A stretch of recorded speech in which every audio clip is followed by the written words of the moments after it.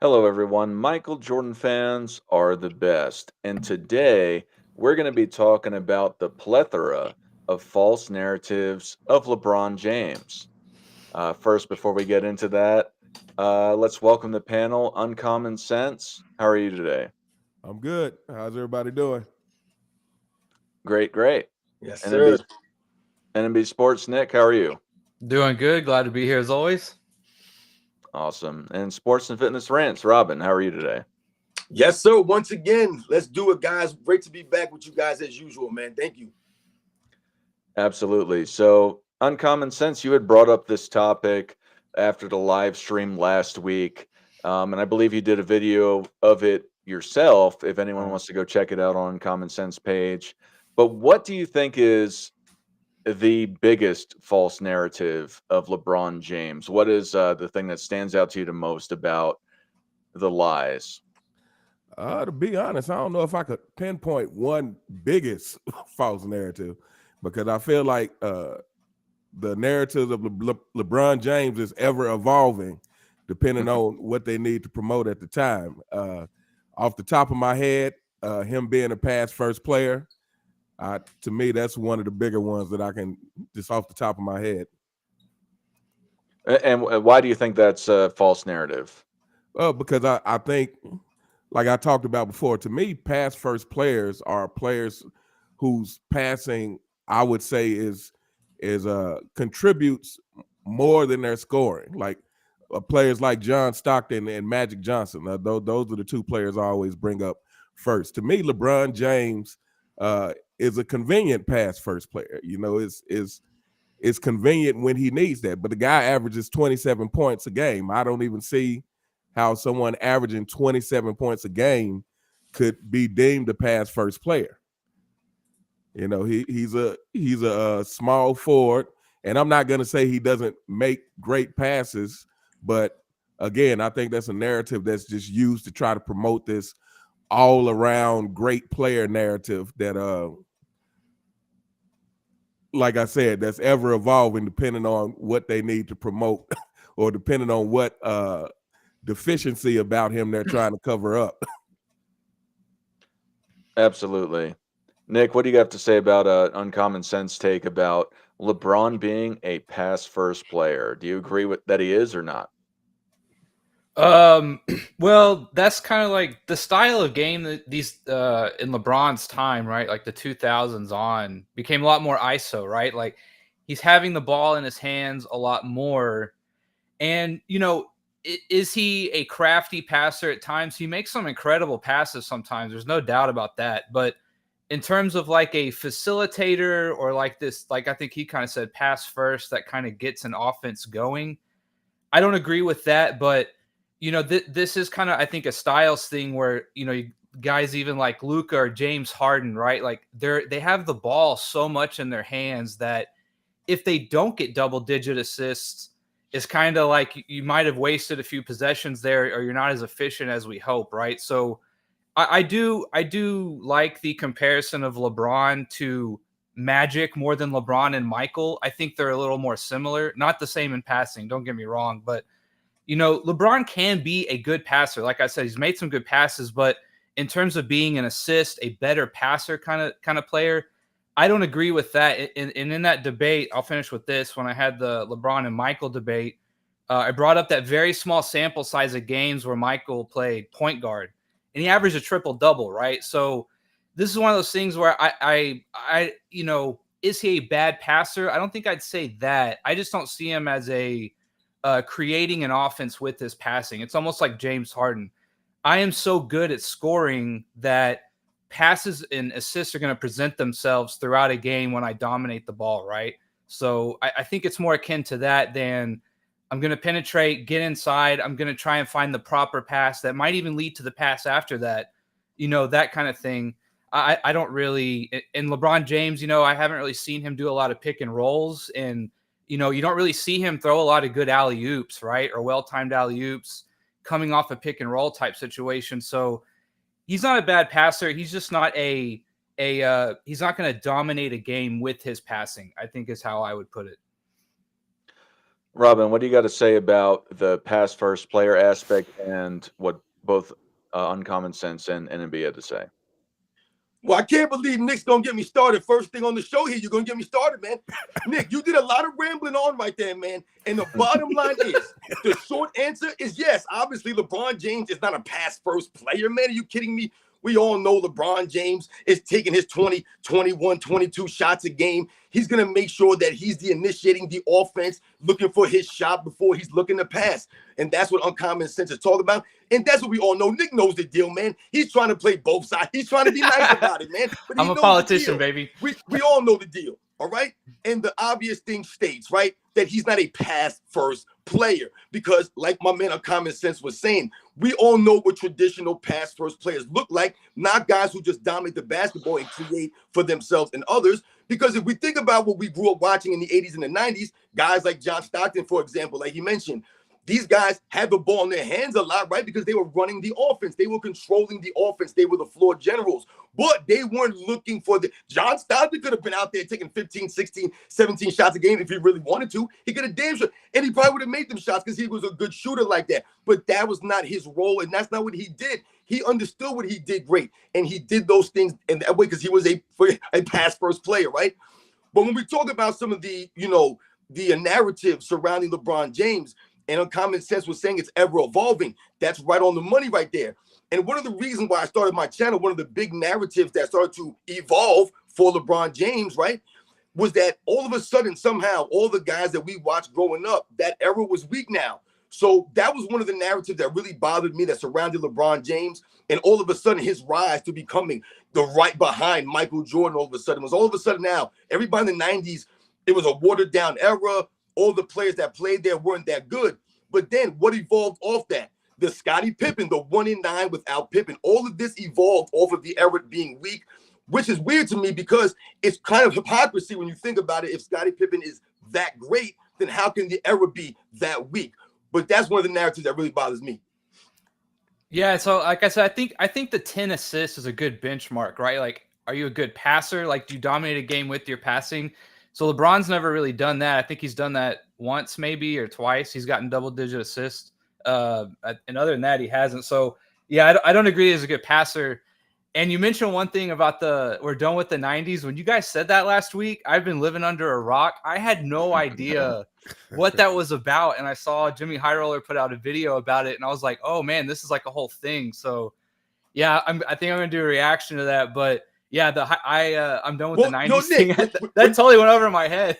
Nick, when you throw out the assists, right, the assist numbers that you're talking about, right, when we highlight assists per game, for example, right, that will kind of show you or give you a little bit of a better indicator. And I'm not big on the numbers per se. Like I said, if you watch LeBron James, you can clearly see that he's not a pass-first player. But if you look at something like assists per game, it'll clearly show you that LeBron James is clearly not a pass-first player. He's right. like, what, number 30th or 25th or whatever he is in assists per game for his career. So for someone who dominates the ball, as you mentioned, the way that he does, his assist should probably be a little bit higher if he was truly a pass-first player. But there are guys like Ricky Rubio ahead of LeBron James in assists per game, guys like Rod Strickland, guys like Mark Jackson, true pass-first players, right? These are guys that we're talking about. Yeah. Yeah, I wanted to say to what all you guys are saying is I completely agree, or for the most part, I guess Nick towed the line a little bit.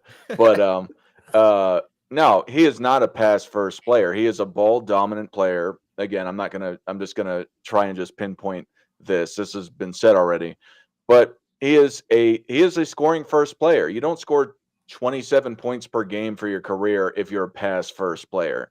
He's a ball dominant player that drives to the hole for the majority of his career until he's recently developed his 3-point shot, because in the beginning of his career, people like to omit that he was not a very good 3-point shot or shooter. They would leave him out on the outside, as they did with Ben Simmons on occasion. You can see clips of that stuff. And it's just funny that people just go and say, well, because he has so many assists that he's a pass first player. And not to take a shot at Michael, because I think he was a good passer, but he was a scorer primarily, even though he still got 5 or 6 assists per game on average for his career. That doesn't make him a pass first player because he had 5 or 6 assists per game. And LeBron had, on average about 1.5, 2 more per game. So how does that equate? They're about the same in respect to their assist to scoring ratio, except a little bit inward for LeBron versus Michael. So I find it laughable when people say that. I agree on common sense that is one of the funniest false narratives that there are, is that he's a pass first player. No, he's a ball dominant player that likes to score. Nick, what is one of your favorite false narratives of LeBron James? Oh man, I didn't come with one of my own. Pass me up, I'll think of one. I didn't come with one of my own. Oh my God! All right, Robin, what's one of your favorite false narratives of LeBron James? No, yeah, like I said, I brought it up. To me, like I said, the disrespect of the eras, not even only just the 90s era in particular, even though we know that's the main era they're attacking because it's Michael Jordan's era, but just, when we think about LeBron James fans, and I talk about on my channel, my man Uncommon talks about it, dog, we all talk about how the LeBron James fans, what do? Right? They like to tear down to lift up. They started this. This is part of the problem, so this it's the evolving thing, right? What do they need to do to make LeBron James look better in whatever aspect we're talking about here? So if we talk about that aspect, them tearing down previous eras to make this era look greater so that it makes LeBron. I mean, think about it. This is how the excuse is losing. What do they say? Oh, Michael Jordan didn't have to play against anybody in the finals. That's why he's 6-0. They excuse the losses by the false narratives once again by saying that the era was weak. So that's the only reason why Michael Jordan is 6-0, right? He didn't earn it. He didn't work for it. He didn't improve his teammates. He didn't push these guys in practice. He didn't work on his game. None of this stuff. The guys that he went against, none of these guys were great. Meanwhile, when I'm growing up watching this stuff, I could have sworn that these were all-time legends that I was watching. Now they're all weak. So that's really what got me to start making videos about this stuff. Because once again, like I always say, we must continue to stand up and stop the lies and the narratives, stop them from doing what? Rewriting the history. And this all starts from LeBron James and his fan club. All right. Uncommon Sense, what do you have to say about the past era was weaker in general, or anything else that Robin said? Well, I mean, yeah, that's another one. And I guess here's the thing that really bothers me when first of all, LeBron James fans and LeBron James media, they like to play both sides of the fence. So, I say someone like a Gilbert Arenas who says, hey, why can't we just talk about LeBron's accomplishments without bringing up the negative or without, trying to tear him down for Michael Jordan? But I'm like, LeBron James fans and the media, that's all they do. Anytime they bring up LeBron James, they immediately bring up Michael Jordan first and foremost. But then the other thing is, I've heard just some completely ridiculous stuff talking about how Larry Bird would be too, wasn't athletic enough to play in today's league, which number one, let me say this. I think athleticism is overrated. We can just, the Denver Nuggets just won the championship with Jokic. He's not the most athletic guy. To me, he's a prime example of how Larry Bird would destroy this league. And so, yeah, I think that's just a common thing. And to me, you guys can let me know if you agree or not, but I feel like the tearing down of the older generation really didn't start until they started trying to build LeBron up. And I guess even more importantly, until it became evident that he was not who they try to promote that he was. So then they needed to make excuses for why he's so great. And thus, tearing down the previous generations became a way to try to prop him up because he wasn't living up to what they were trying to say he was. All right. Nick, what do you have to say about the aspect of the 90s being weaker or just prior eras being weaker, and what Uncommon Sense and Robin said about this? Yeah, like I agree with all that stuff, and it made me think of the few things I wanted to talk about too. Yeah, so what I like, this is what I mean when it's like we're done with the 90s. Like I step away for a month and it's like this whole thing all of a sudden, right? And it's like, where did this come from? Like, how did this just go viral all of a sudden, right? And it used to be that the 50s and 60s were the plumbers, and now it's the 90s are the plumbers, and the what's the other one they call them? Food delivery people or something. I mean, it's almost like 20, 30 years from now, they're going to be saying LeBron played with a bunch of podcasters and TikTokers, right? So like, it's just kind of like there certainly are some differences we can look at, right? For sure. Like the way goalposts or goals used to be on wires and, the way they had to dribble the ball, right? There's definitely some things we can look at, but I've just never bought into this, like every 20 years, the athlete just, tenfold gets better or something like that. I think it's increments, and it's kind of hard to separate, I think, from era to era overall in terms of the superstars, right? We're largely talking the superstars here, right? Don't forget Bill Russell and Wilt Chamberlain, like they ran track, dude. Like it to act as if they couldn't play today is just, it doesn't equate with me at all, for sure. But yeah, I think this is like an era thing, like a generational thing. Everyone wants to pretend that they have the best era and players. It makes it fun and interesting, but I don't really buy it. When you use the same narratives that were still here 20, 30 years ago from where we used to say the 50s were plumbers, right? It just doesn't, MJ doesn't have a left hand. Like these things are just it really doesn't hold any weight, and it feels totally AstroTurf to me this time around. I'm not sure, but guys like David Robinson and Shaq, like give me a break, man. Like those guys would absolutely dominate today. Like no doubt about it, right? It's different styles, you could say, but yeah, I agree with that. And the other thing that he made me think of, right, was my personal thing was this LeBron accumulation argument. I'm tired of that argument. I'm just over it. He's accumulated so much more statistically, and this makes him the GOAT. Like that argument has to die. We can come back to that, but that's another one that I hear a lot that I can't stand that one. That one drives me nuts. All right. Well, let me say what share my take on what Robin had to say about past eras being way worse, because I know that you, Robin, and Uncommon Sense, and I know Nick, you were talking about doing a reaction video to Jimmy High Roller's video.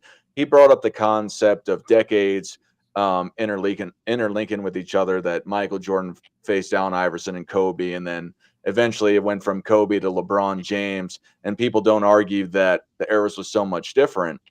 And I think that's an absolute fair point, because to me, it's absolutely ridiculous to say, oh, well, and I disagree with Jimmy High Roller on this to a certain respect. I get the it evolves and people will play differently. And in a vacuum, I think it's, if you take one person from the 50s and you put them into the 2020s, they're not going to be able to play right then and there, because it's practically a different game at that point in respect to the style.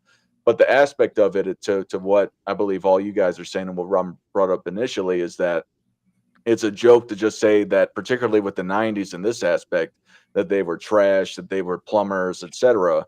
It's nonsense. And when people use the side job aspect, everyone, for the most part, I don't want to say everyone, I don't have the numbers to it, but a lot of NBA players own other businesses. So when you go and you just classify them as a plumber because they own a plumbing business back in the 50s or 60s, because there wasn't tech or they weren't podcasters, you have to put in the perspective the times and all of that. And I brought it up before. It's a joke when people try to clown people because they own businesses on the side. People act like they were plumbing during the NBA season when they're traveling every day to go there. And I brought this up before, so I won't go down this road any longer. But it's a joke when people try to clown them for side businesses that they had. They didn't necessarily need them, but they had them just to get extra cash. But to segue into it, Nick, you had said that your false narrative, I'm assuming this is what you're saying, is that the accumulation of stats that LeBron James makes him the GOAT. What do you have to say about that? Me?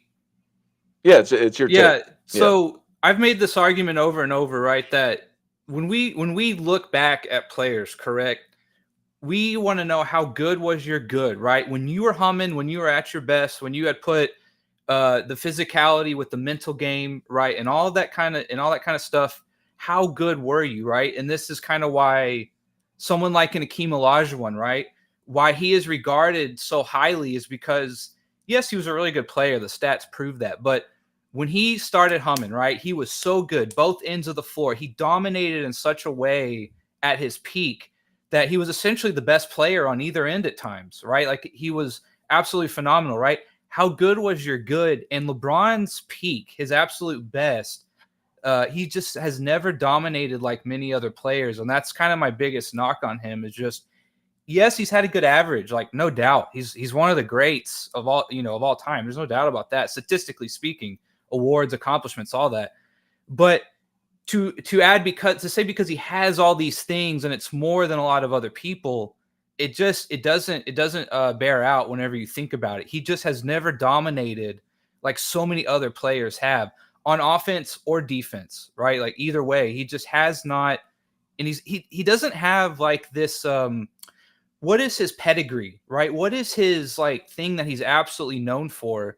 It's just his physicality at the end of the day, right? Which is impressive, but it doesn't separate him to me in this GOAT conversation. Like that's one of my biggest things is he the best scorer? Is he the best passer? Is he the best defender? Has he really ever been the best at anything?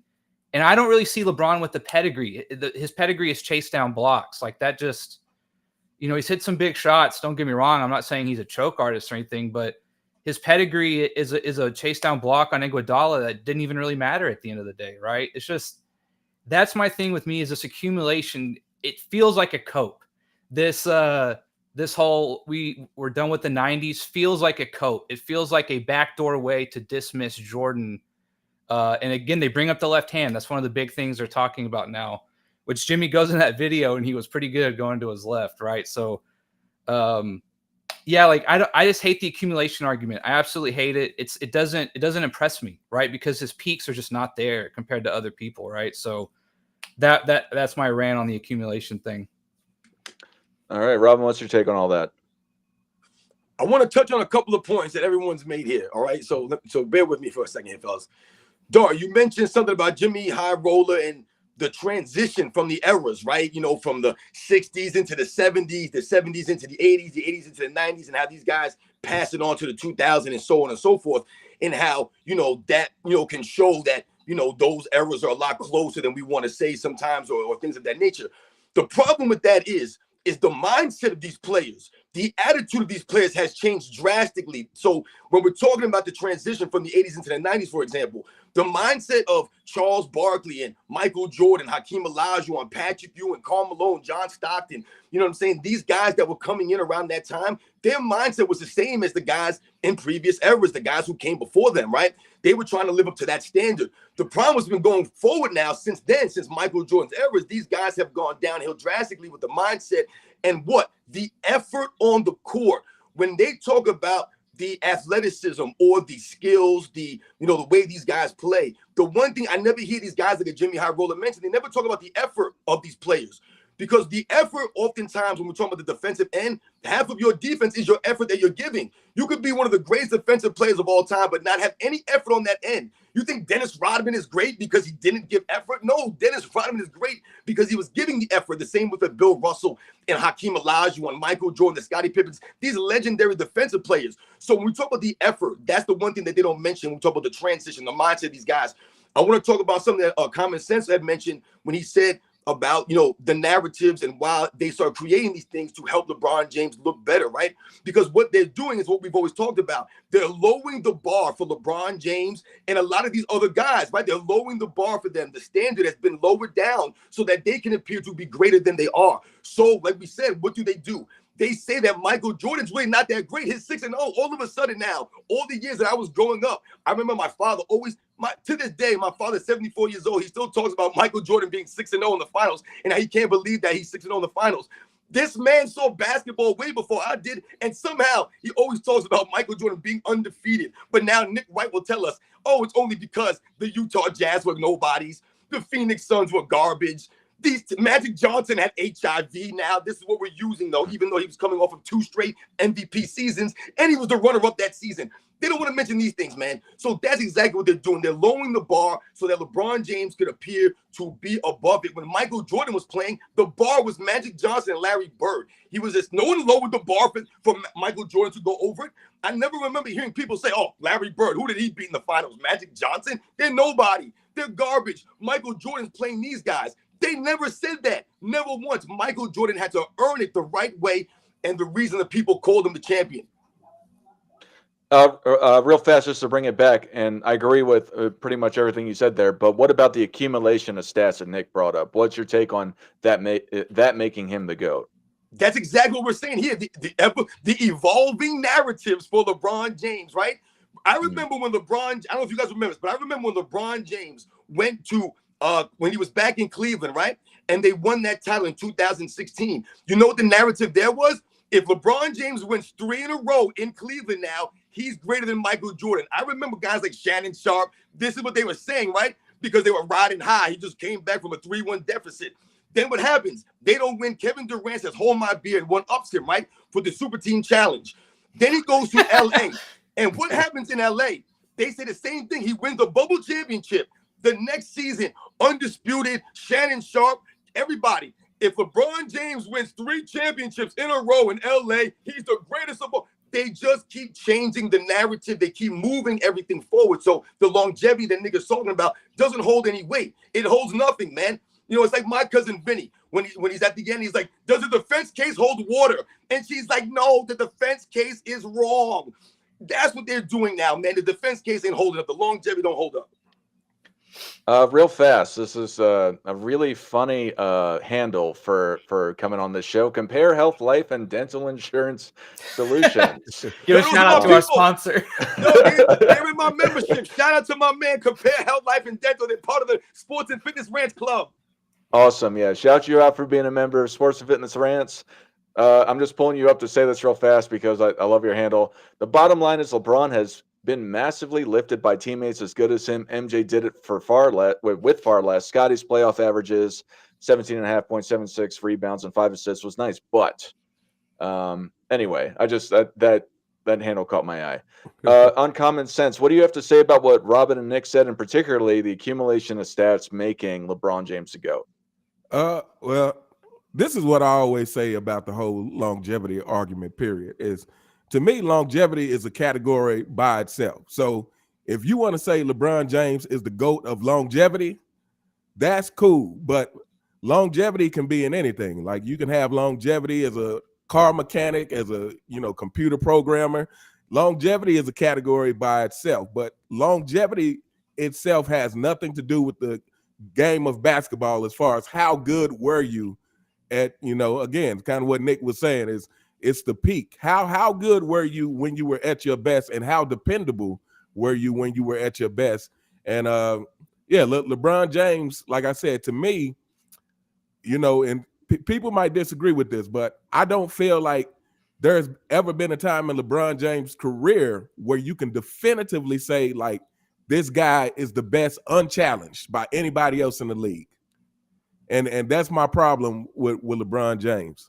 Maybe he had a couple of years like that, if you want to give him that in Miami. But again, he's in Miami with Dwayne Wade, and Dwayne Wade is the one who had to adjust his game for LeBron, which I always felt the way. Well, not only did I feel a way about him going to Miami, but I felt the way that Dwayne Wade had to adjust his game to LeBron, because I'm like, you're coming to Dwayne Wade's team. Now, if you were as great as player as Jordan or Kobe, then you would find a way to fit, in that system. Because to me, Jordan, Kobe, and pretty much all the greats, if we're talking about, small forwards and down, could play multiple ways. They could play off the ball just as well as they could play on the ball. And so, I'm sorry. No, you finish it off. Oh, yeah. But, yeah, like I was saying, to me, the longevity, that's a category by itself, but it doesn't have, and we never use that for Kareem. I mean, Kareem has 6 championships, and he had the longevity stats before LeBron. And, to me, it was never brought up as a way to to make him the GOAT. So why is it now this big deal because LeBron James is collecting these longevity stats?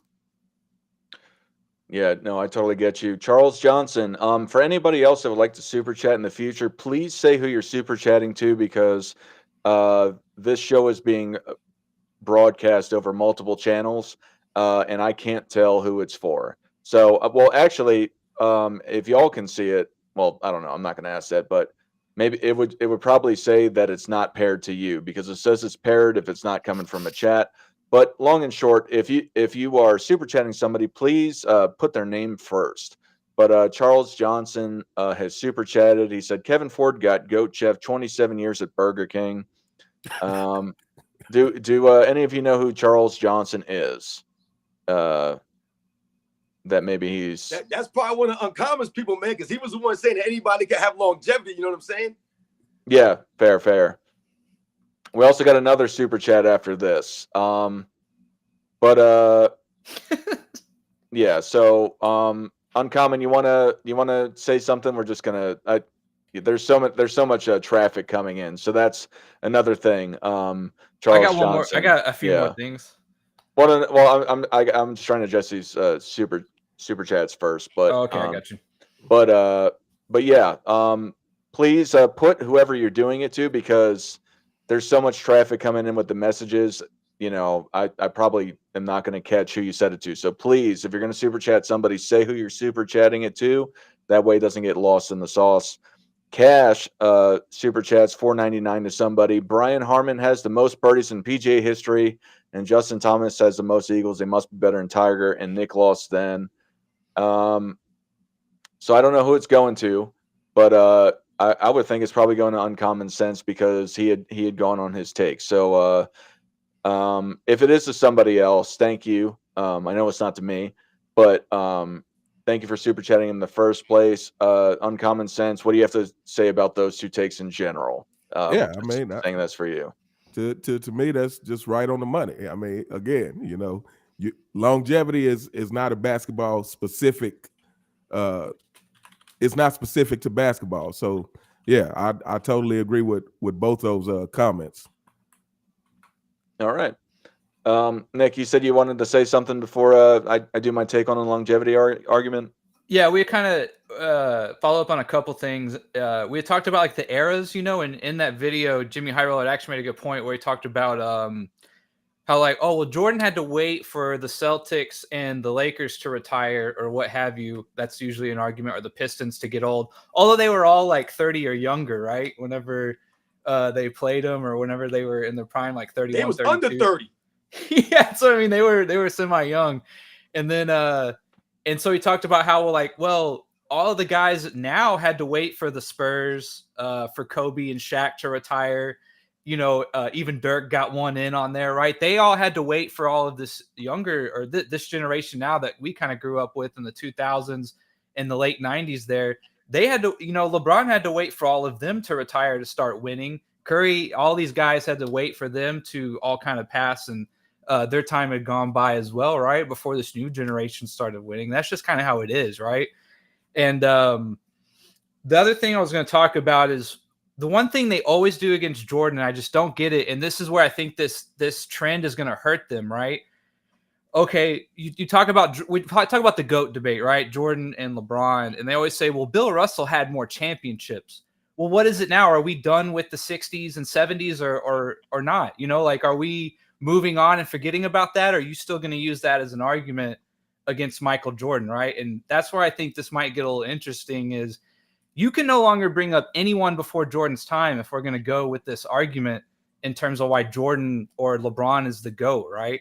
I don't want to hear any more about Bill Russell's championships then, right? Don't bring them up, because we're not talking about anything before the 90s, obviously, right? I think this will come back and it will kind of even out in the end. So I'm not too worried about it. But that was another one of my pet peeves, is like they always use everyone else who might be better at one little thing than Jordan to tear down Jordan. And it's like, but Jordan is still better than those things than LeBron, right? Like, how does that even make sense? So this is all kind of cyclical. So I think it'll come back around. I think this will end up biting the 90s trend in the butt in the end. No, I got what you're saying. What I want to say about the accumulation stats, though, is it's a matter of time. And now, like Uncommon Sense said, if you and I agree with this sentiment, if you go and you talk about and you want to say that LeBron is the greatest longevity player of all time, I agree with that. I've even said that multiple times. He has accumulated all these stats. He's been consistently very good throughout his entire career. So I'm fine with that. But that, for me, that doesn't make you the greatest of all time. It means you've been very good for a long time, because that's the whole point of the word longevity. So if you want to give him that, that's fine. But saying that he is the all-time leader in points, like you had said before, I think everyone has said this in some capacity, that, and I know it was mentioned once particularly, Kareem, he had been considered the greatest for a few years, maybe a decade, before Michael Jordan came along, because before then it was Bill Russell was widely considered the greatest player of all time. And I think they just tried to sell Kareem as a new thing, but he wasn't sellable. On a sidebar, or to get back to the main point, is that if you're going to go and say that because you have the most of everything, why aren't we talking about John Stockton as being the greatest of all time? He's the league leader in assists and steals for a career. So what is the difference between that? Because he is for longevity purposes, he is the most dominant player in 2 of the 5 statistical categories. He's the only one that has more than 1. So why is John Stockton not the greatest of all time? It doesn't all the way make sense if you stick on that concept of the longevity accumulation of stats. And I do think John Stockton is one of the greatest of all time, but to the point of using that as a reason. And yeah, in total, we have a super chat here for Robin, but just real fast, let me finish up real fast. Yeah, the accumulation of stats really has more to do with time versus peak. And, winning a championship doesn't happen over the course of a career. It happens over the course of a season. Let's get real. It's not as big of a deal as winning more, particularly and more potently over the course of a season, over the course of a career. We have another super chat that came in, but real fast. I love my ad block. Sports and Fitness Rants. LeBron will never be one of the greatest. He's a duck because he ducks anyone and any team that challenges him. What do you have to say about that? Yo, shout out for the super chat. Much respect. Thank you very much for the support. And absolutely, LeBron James has been known to duck his opponents, especially over the last several seasons, man. When LeBron James has been load managing, we've talked about this on my channel. Many of us have talked about the load managing, not with just LeBron James, but in general. That's why they had to come with the guidelines now, right? They had to play 65-game minimum. So absolutely, this is part of the reason why LeBron James, I've told you, is never worthy to be in my top 10 all time. He'll never be in my top 10. The man is constantly load managing, always ducking out against opponents. So shout out to you. Thank you very much. And then we have another super chat from Charles Johnson, who did not label who they were sending it to. I just know it's not me because it says it's paired. We haven't seen someone this old since Barry Bonds, 43 years old. Oh, no, Uncommon at the end. I'm sorry. Lebalco, Uncommon. What do you have to say about that, Uncommon Sense? We haven't what now? We haven't seen someone this good, this old since Barry Bonds at 43 years old. Is this for real? I can't figure out. I think he's being facetious. Is yes, he said Lebalco. Okay. Yeah, he was saying that the drugs, he's comparing the both using steroids. Oh, okay. Yeah. I mean, yeah, I feel like that's a whole nother story. And, to me, that will be something that brings the kingdom down, so to speak, but yeah, facts. I agree with that. So I wanted to say my favorite by far, and it happens every year. Oh my God, I'm so glad you guys didn't talk about this, is LeBron James needs more help. Oh, every effing year. Somebody in the media says he just can't do it because he doesn't have the team around him. It doesn't matter that he's got Carmelo, he's got Dwight Howard, he's got Rajon Rondo. It's not enough. You know what I mean? Like, are you kidding me? Let alone just this year and every other year, whether it's somebody. But that's one of the, I think, more prolific years of having a bunch of veteran talent on the team saying it's not enough. I don't understand. If this guy is so great and he has all this talent around him, and he's had AD on the team, he's had other up and comers, particularly on the Lakers, that have come to be, some of them on the verge of all-stars or all-stars. Uh, it's every year. It's every year, and I'm not going to say it's literally every year, but it's been a majority of the years that he's been in the league when he was through all the teams that he's been on. It drives me crazy. It's really just the middle of the season drama getter to say that LeBron is the GOAT, but he just can't do it by himself. It's a team game. Nobody's ever done it by themselves, but people don't how I remember before with guys like the Spurs or teams like the Spurs, the Lakers with Kobe, even with the Miami Heat with LeBron on the team. I don't remember them specifically saying LeBron needs more help to win. Uncommon sense. What's your take on the LeBron needs more help false narrative? I'm glad you brought this one up. This was on my list. This is another one that truly, honestly, really bothers me.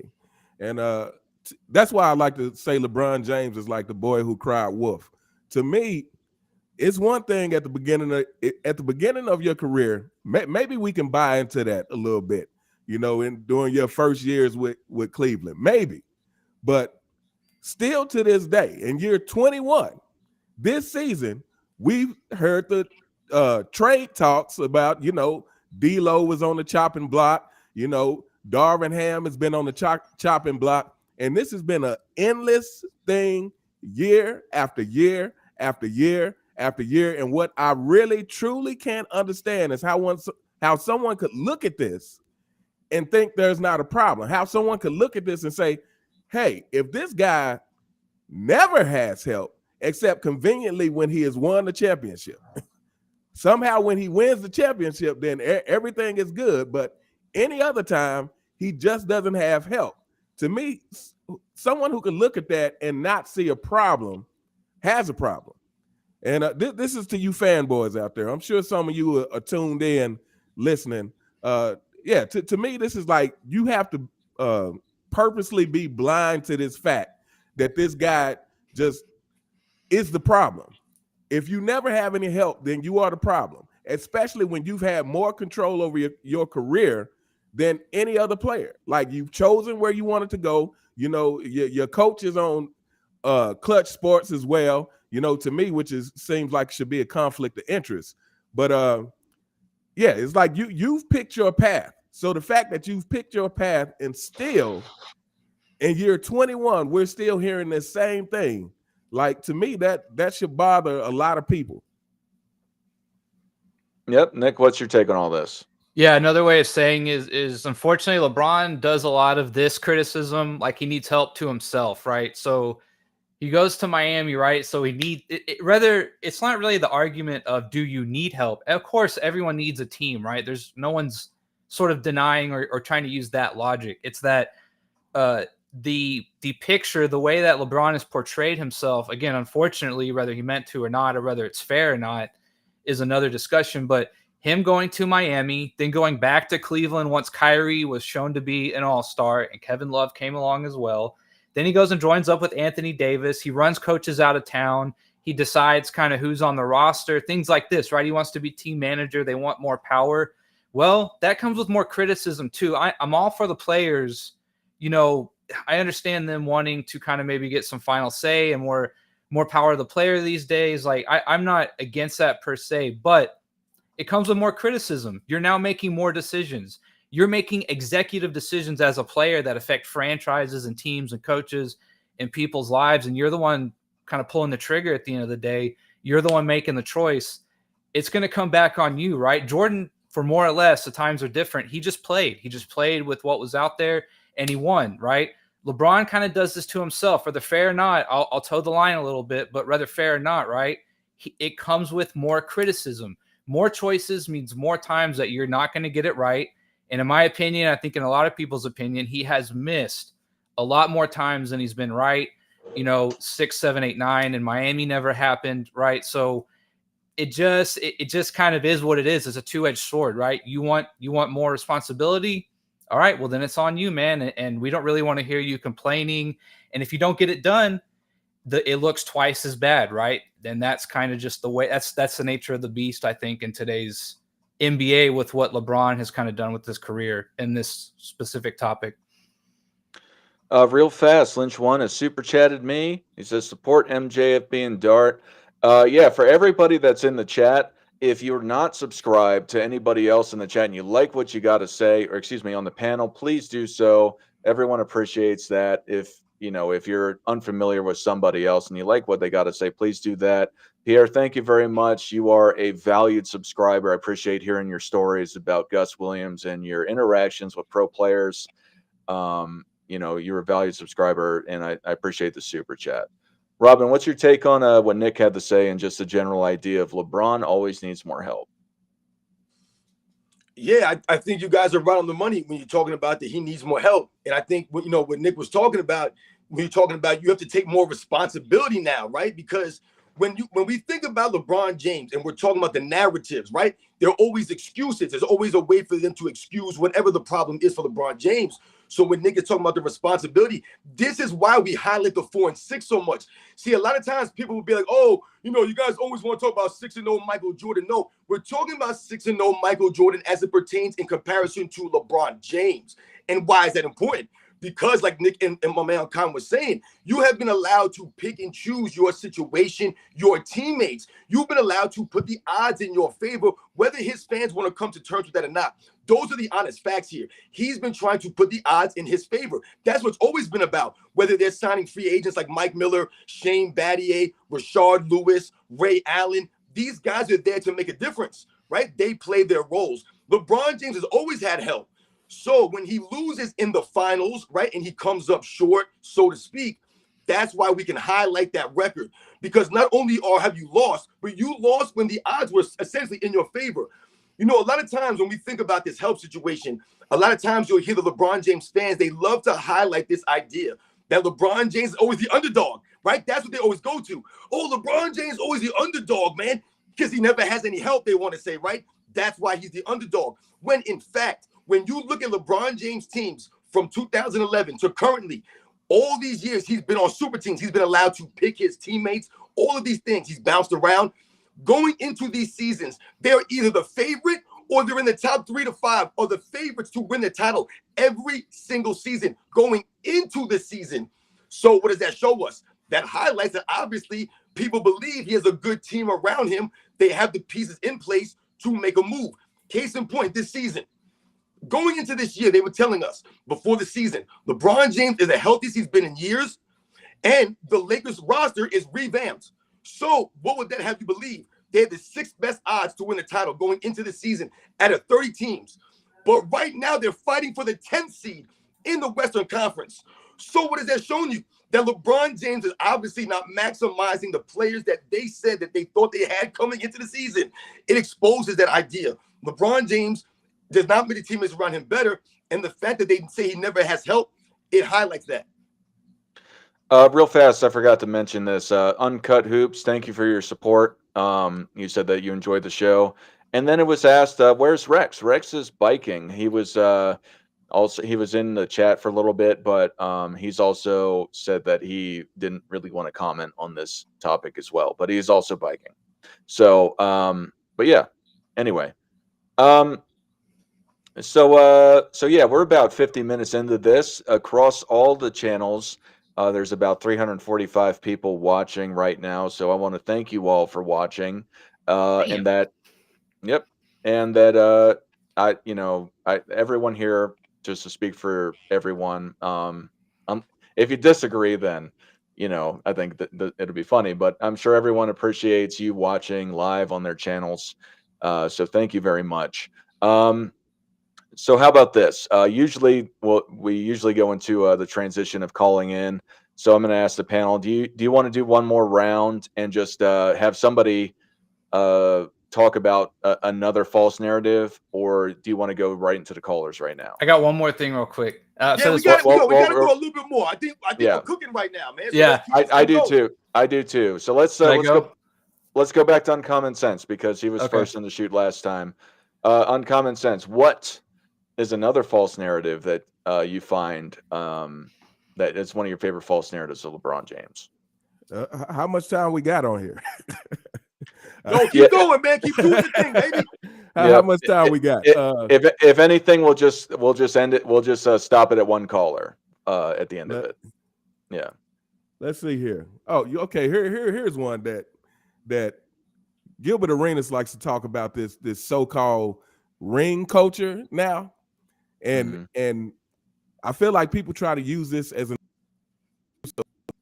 made that move to Miami, that it was pressure, to get that championship. First of all, I want to say this: why? Well, not why, but it's a fact that any NBA player who comes into the league who's a superstar, that is what you are trying to get. Michael Jordan came into the league, and despite the fact that there were people already saying that he was the best player that they've seen. There were people already saying that before he had played an NBA game. But despite that, he already knew that, hey, first of all, my competition is Magic Johnson and Larry Bird, and I'm not going to be seen in that light until I win championships. To me, that is what you play for. So to me, this whole ring culture narrative that they're pushing, like, oh, well, these superstars are joining super teams because they're being pressured into having rings for their legacy. I'm like, that has always been the case. When have you never not been playing for a championship if you were a superstar? But to me, this is another narrative that they've pushed to try to justify, number one, LeBron James starting the whole super team era, but everybody who's formed super teams since. All right, Nick, what's your take? I know you said you wanted to add something else on. I don't know if you want to wait till the next round for it, though. Yeah, I'll just say real quick to what he said. Yeah, the same guys who complain about ring culture will also say Bill Russell is better than Jordan, right? There's always like a two-edged sword with these guys that they always want to try and pin it on one thing, and as soon as you do that, there's always another example to sort of prove it wrong, right? We're talking about a career and a peak here, right? LeBron has just not hit a peak like Jordan did. It's just, I really don't get why people even try to argue that, right? So, but yeah, I agree that I don't understand. Like, you play to win the game. Like, that's why we all play, right? I don't get the complaint about people wanting to win rings, right? I give up Dirk's MVP for another 2011 in a heartbeat, in an absolute not even a second thought, right? So, yeah, I don't agree with that. Robin, what's your take on that? Yeah, I mean, listen, when this, like, it's crazy that once again, I hate to say the same thing. We're lowering the bar. We must lower the standard once again and not make it about winning the championships. What do the LeBron James say? Oh, LeBron James went to 10 NBA finals. That's what they love to highlight. So they're lowering the bar. When we were growing up watching the 80s and the 90s, guys, what I remember about people being quote unquote ring chasing, let's say, so to speak, is when these guys were well late into their careers. They're mid to late 30s, which in that era, you won your last legs by that point because of the banging you have taken, the physicality, the way the game was played. These guys didn't play till they were 40. That was rare. So these guys, if they were going to quote unquote ring chase, so to speak, they did this when they were done. You think about Charles Barkley going to the Houston Rockets, right? When they were well in their 30s. We think about Karl Malone going to the Los Angeles Lakers when he was 40 years old, right? If we think about the ring culture, if these guys want to try to, like I said, use that kind of, like I said, excuse, then Michael Jordan would have teamed up with Patrick Ewing in the late 80s instead of trying to dig it out and go through the Detroit Pistons. He would have asked for Scottie Pippen to be traded. The man folded up in 2 Eastern Conferences in a row, 2 in a row. And Michael Jordan never gave up on this man. He continued to push this man in practice, continued to dig down deep, push his teammates, work on his game. This is what we respected. This is why to this day, I always respected Patrick Ewing and Charles Barkley, Reggie Miller, the guys who didn't win the championships in the 90s because they kept running into a Michael Jordan, right? They didn't team up with each other. Hey, man, we can't be Michael Jordan. Let's everybody gang up against Michael Jordan. No, they had a sense of respect and pride, right? It was a sense of honor there. And we respect them now to this day. LeBron James could have 10 more championships than Patrick Ewing. I still respect Patrick Ewing more than LeBron James. I'm not saying he's a greater player than LeBron James, but I respect him a hell of a lot more the way he went about his career. Like I said, these guys now, they don't want to make it about the championships. So once again, it goes back to Michael Jordan's 6 championships mean literally nothing now. His 6-0 means nothing.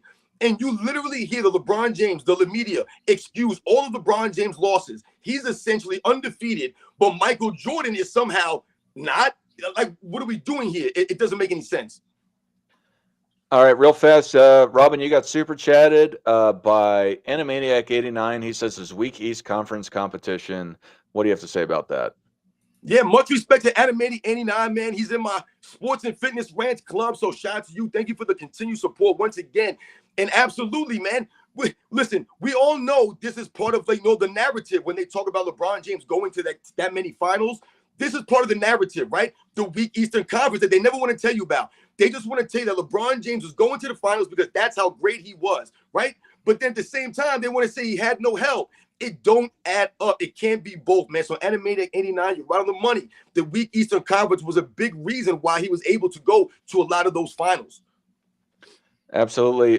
Gary, I don't know exactly who you super chatted this to, but you led with Uncommon first, and Robin said that he just did his thing, but he says, big shout out to Uncommon and Sports and Fitness. I love y'all channels. Salute to the other gentlemen as well. Never stop speaking the truth, guys. Uncommon and Robin, what do you got to say about this? Much appreciation to you for the super chat, and definitely believe that the only time I think about stopping this is when the media stops pushing some of these false narratives. All right, Robin, you have anything to add? Yo, same thing, for real. Much respect. Thank you very much, Gary. Shout out to you. Always everybody in the chat for helping us out here, man. Like I said, and supporting the facts. It's about the truth, guys. It's about setting the record straight. That's what it's always been about. Yep. And thank you just for acknowledging me and Nick as well, unless you have something to say, Nick, about it. No, I mean, it's crazy. Everyone's watching. I appreciate the chat. Chat's going crazy. So yeah, it's cool. Chat is crazy, man. It's exciting. Oh yeah, absolutely. I also want to add, just to talk about the ring culture. Yeah, it's to diminish the aspect of people trying to win in a professional sport. That sells tickets, for one, on the business aspect of it.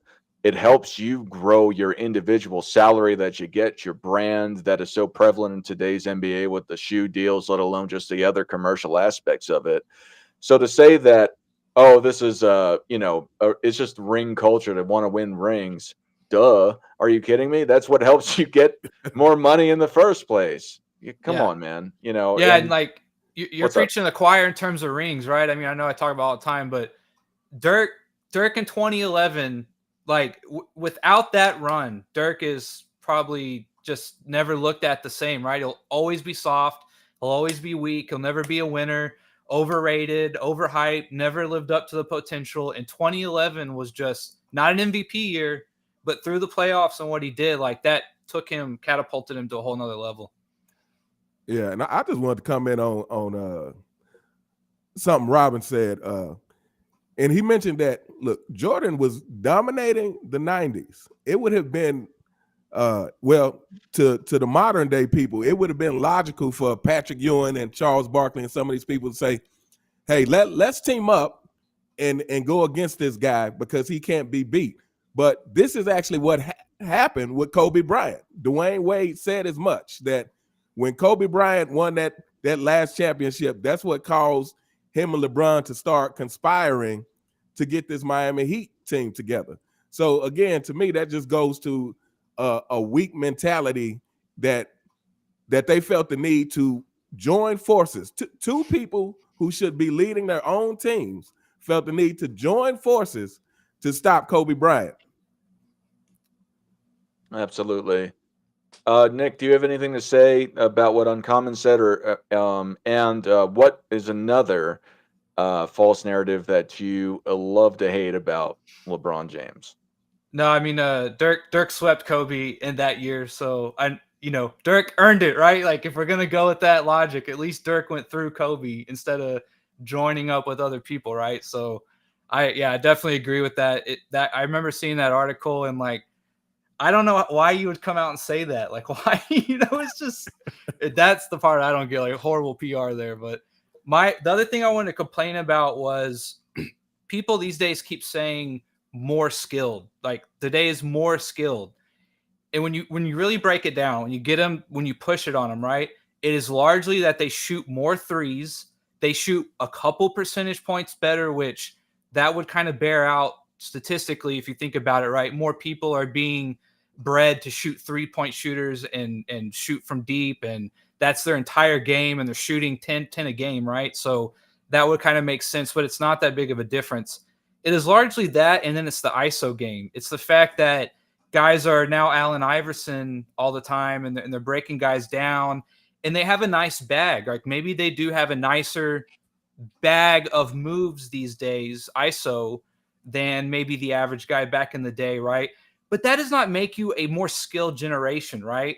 As if Jordan was not absolutely ISOing people 20 feet away from the basket and shooting jumpers over them, right? So that when I hear this narrative more skilled, that's really what it boils down to. They shoot more threes, and they have a decent the average ISO game is a little better than your average superstar.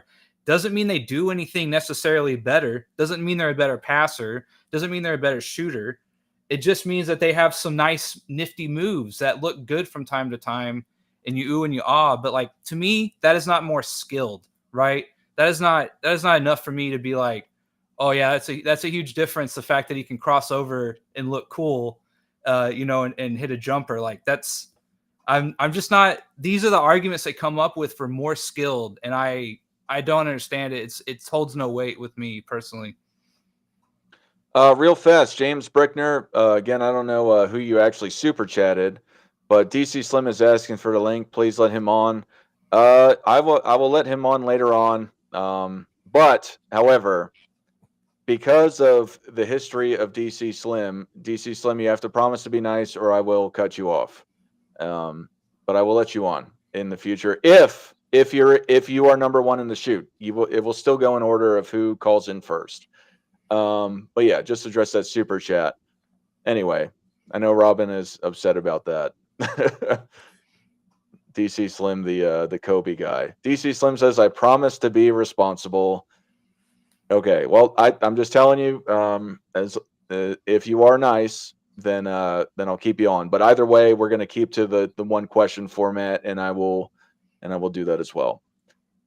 Real fast again before Robin speaks. It says get AOH on. He hasn't been on YouTube in a little while, so he's been on before. I'm sure he'll come on in the future. But anyway, Robin, what do you have to say about the skills aspect of the comparisons of NBA players? This is all I've been hearing over the last, 5 years or so. I want to say I've been hearing a lot of this skill, quote unquote, skill talk, as it pertains to some of these players today. And they'll say, oh, these guys were more skilled, or this guy's more skilled. And I don't really remember having those conversations when I was a kid growing up, as far as like comparing skills. We just compared, this guy was better, this guy wasn't, whatever I saw on the basketball court. I judged the players. The whole skill aspect to me, because once again, I still have not heard anyone do a video. I have Jimmy High Roller. If he's supposed to be this great YouTuber, he ain't say a damn thing or give me any evidence of the skill. When they say the word bag, or they say these guys can do such and such, what are you talking about? What we're seeing is what they're allowed to do. For example, James Harden, i.e., right, in the 2017, the 2018, right, that version of James Harden when he won an MVP, essentially, right, just flopping around, exposing what? Exploiting the rules. That's how he was able to get away with what? If you go back now and watch the footage of that, this man's traveling all over the court. He's carrying the ball all over the place. He's flopping all over the place. I recently have been doing a lot of segments for Shaqtin' a Fool, LeBron James on Shaqtin' a Fool. What I've noticed while doing this segment is that LeBron James has scored many points after traveling with the basketball right in front of the referee. There was one video that I posted to my channel. LeBron James takes 3-4 steps, shoots a three-pointer. The three-pointer counts right in front of the referee. No travel called. So once again, how is that skilled? And that counts to LeBron James' 40,000 point total. Some points where he's clearly traveled right in front of the referee that wasn't called. So for me, when we think about skill, shouldn't these players be under stricter enforcement of the rules? Shouldn't they be enforced to the T because they're more athletic, they're bigger, stronger, faster, they're more skilled? Why was Bob Cousy under the stringence of rules when he was a pioneer? He was just starting out learning basketball in the NBA in the 50s. But meanwhile, Bob Cousy could only keep his hands on the top of the basketball. If he went like this, that's a carry. They're blowing the whistle. How come Pistol Pete Maravich had to keep his hand on the top of the basketball and create? All these other players had to be more strict with their dribble, with their handle, because they were more skilled or they're less skilled. I'm confused now. If these guys are more skilled, they should be having the tight referees out there. They should be blowing these guys for every little thing they're doing wrong because they're more skilled, right? For example, let me think about football, for example. The football in NFL, they have made the rules more easier, right? More lax for the receivers as it pertains to the defensive guys putting their hands on them. You can't hit these guys when they come over the middle. They're protected now. So what do we see? The passing numbers for a lot of these quarterbacks are through the roof. They're astronomical. So are we going to say that some of these quarterbacks, like a Ryan Tannehill, for example, is a better thrower of the football than Dan Marino? Are we going to say that he's a better thrower of the football than Johnny Unitas? Or some of these other guys who played under different conditions, right? Who didn't have the advantages of bigger windows to throw to their receivers because the guys are not allowed to touch them, things of this nature. So are they more skilled?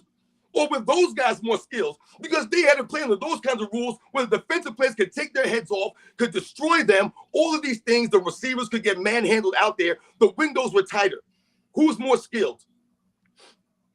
Yeah, and real fast, retro heat check. You didn't say it to anyone specifically. I don't know who you super chatted, but he says, shout out to the panel. Keep cooking, fellas.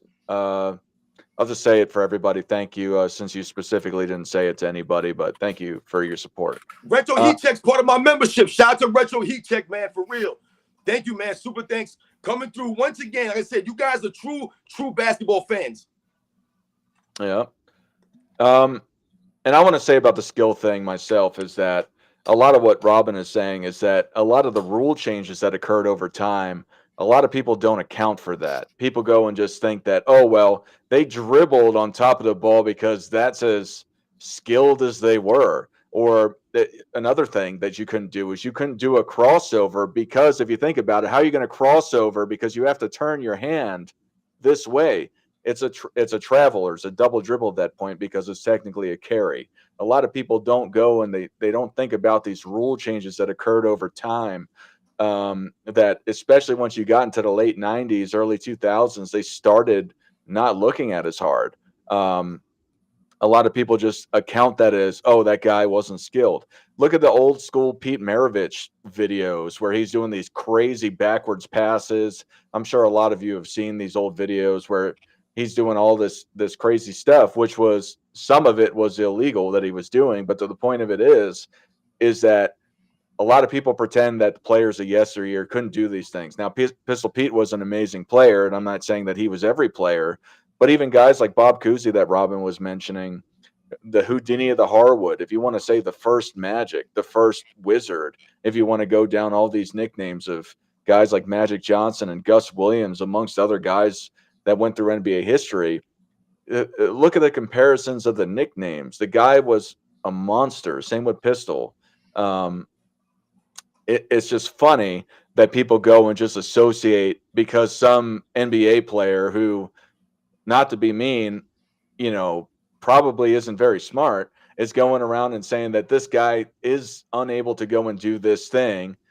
And not to name names, but I've seen a clip where another NBA player was calling out another NBA player, talking about when he had millions of dollars, how the other one wanted to be a pimp and bringing guns in the locker room. When you're a millionaire, how smart are you doing that? Come on, sucker. Like, let's get real. All right. I'm done with that rant. I'm starting to get a little heated over that stuff. The lowly one. Again, I don't know if y'all know who the lowly one is. He super chatted, didn't say who he was super chatting to. He says, any man who must say I am the king is no true king. That comes the lowly from ones. That's one of my peoples. Yeah, it's a good quote. Yep. You have anything to say about it, Robin? If you have a good ideas for you. Yeah, man. Listen, once again, this is what we're talking about, the self-promotion of LeBron James. This goes to the insecurity of LeBron James, man. That's why you're no true king, man, right? No true king claims himself to be the king. Once again, always projecting what? Insecurity, right? And at the same time, you play the victim. What king plays a victim, right? Can't be both, right? So shout out to you, the lowly one. All right, Robin, what's another false narrative of LeBron James that you want to talk about?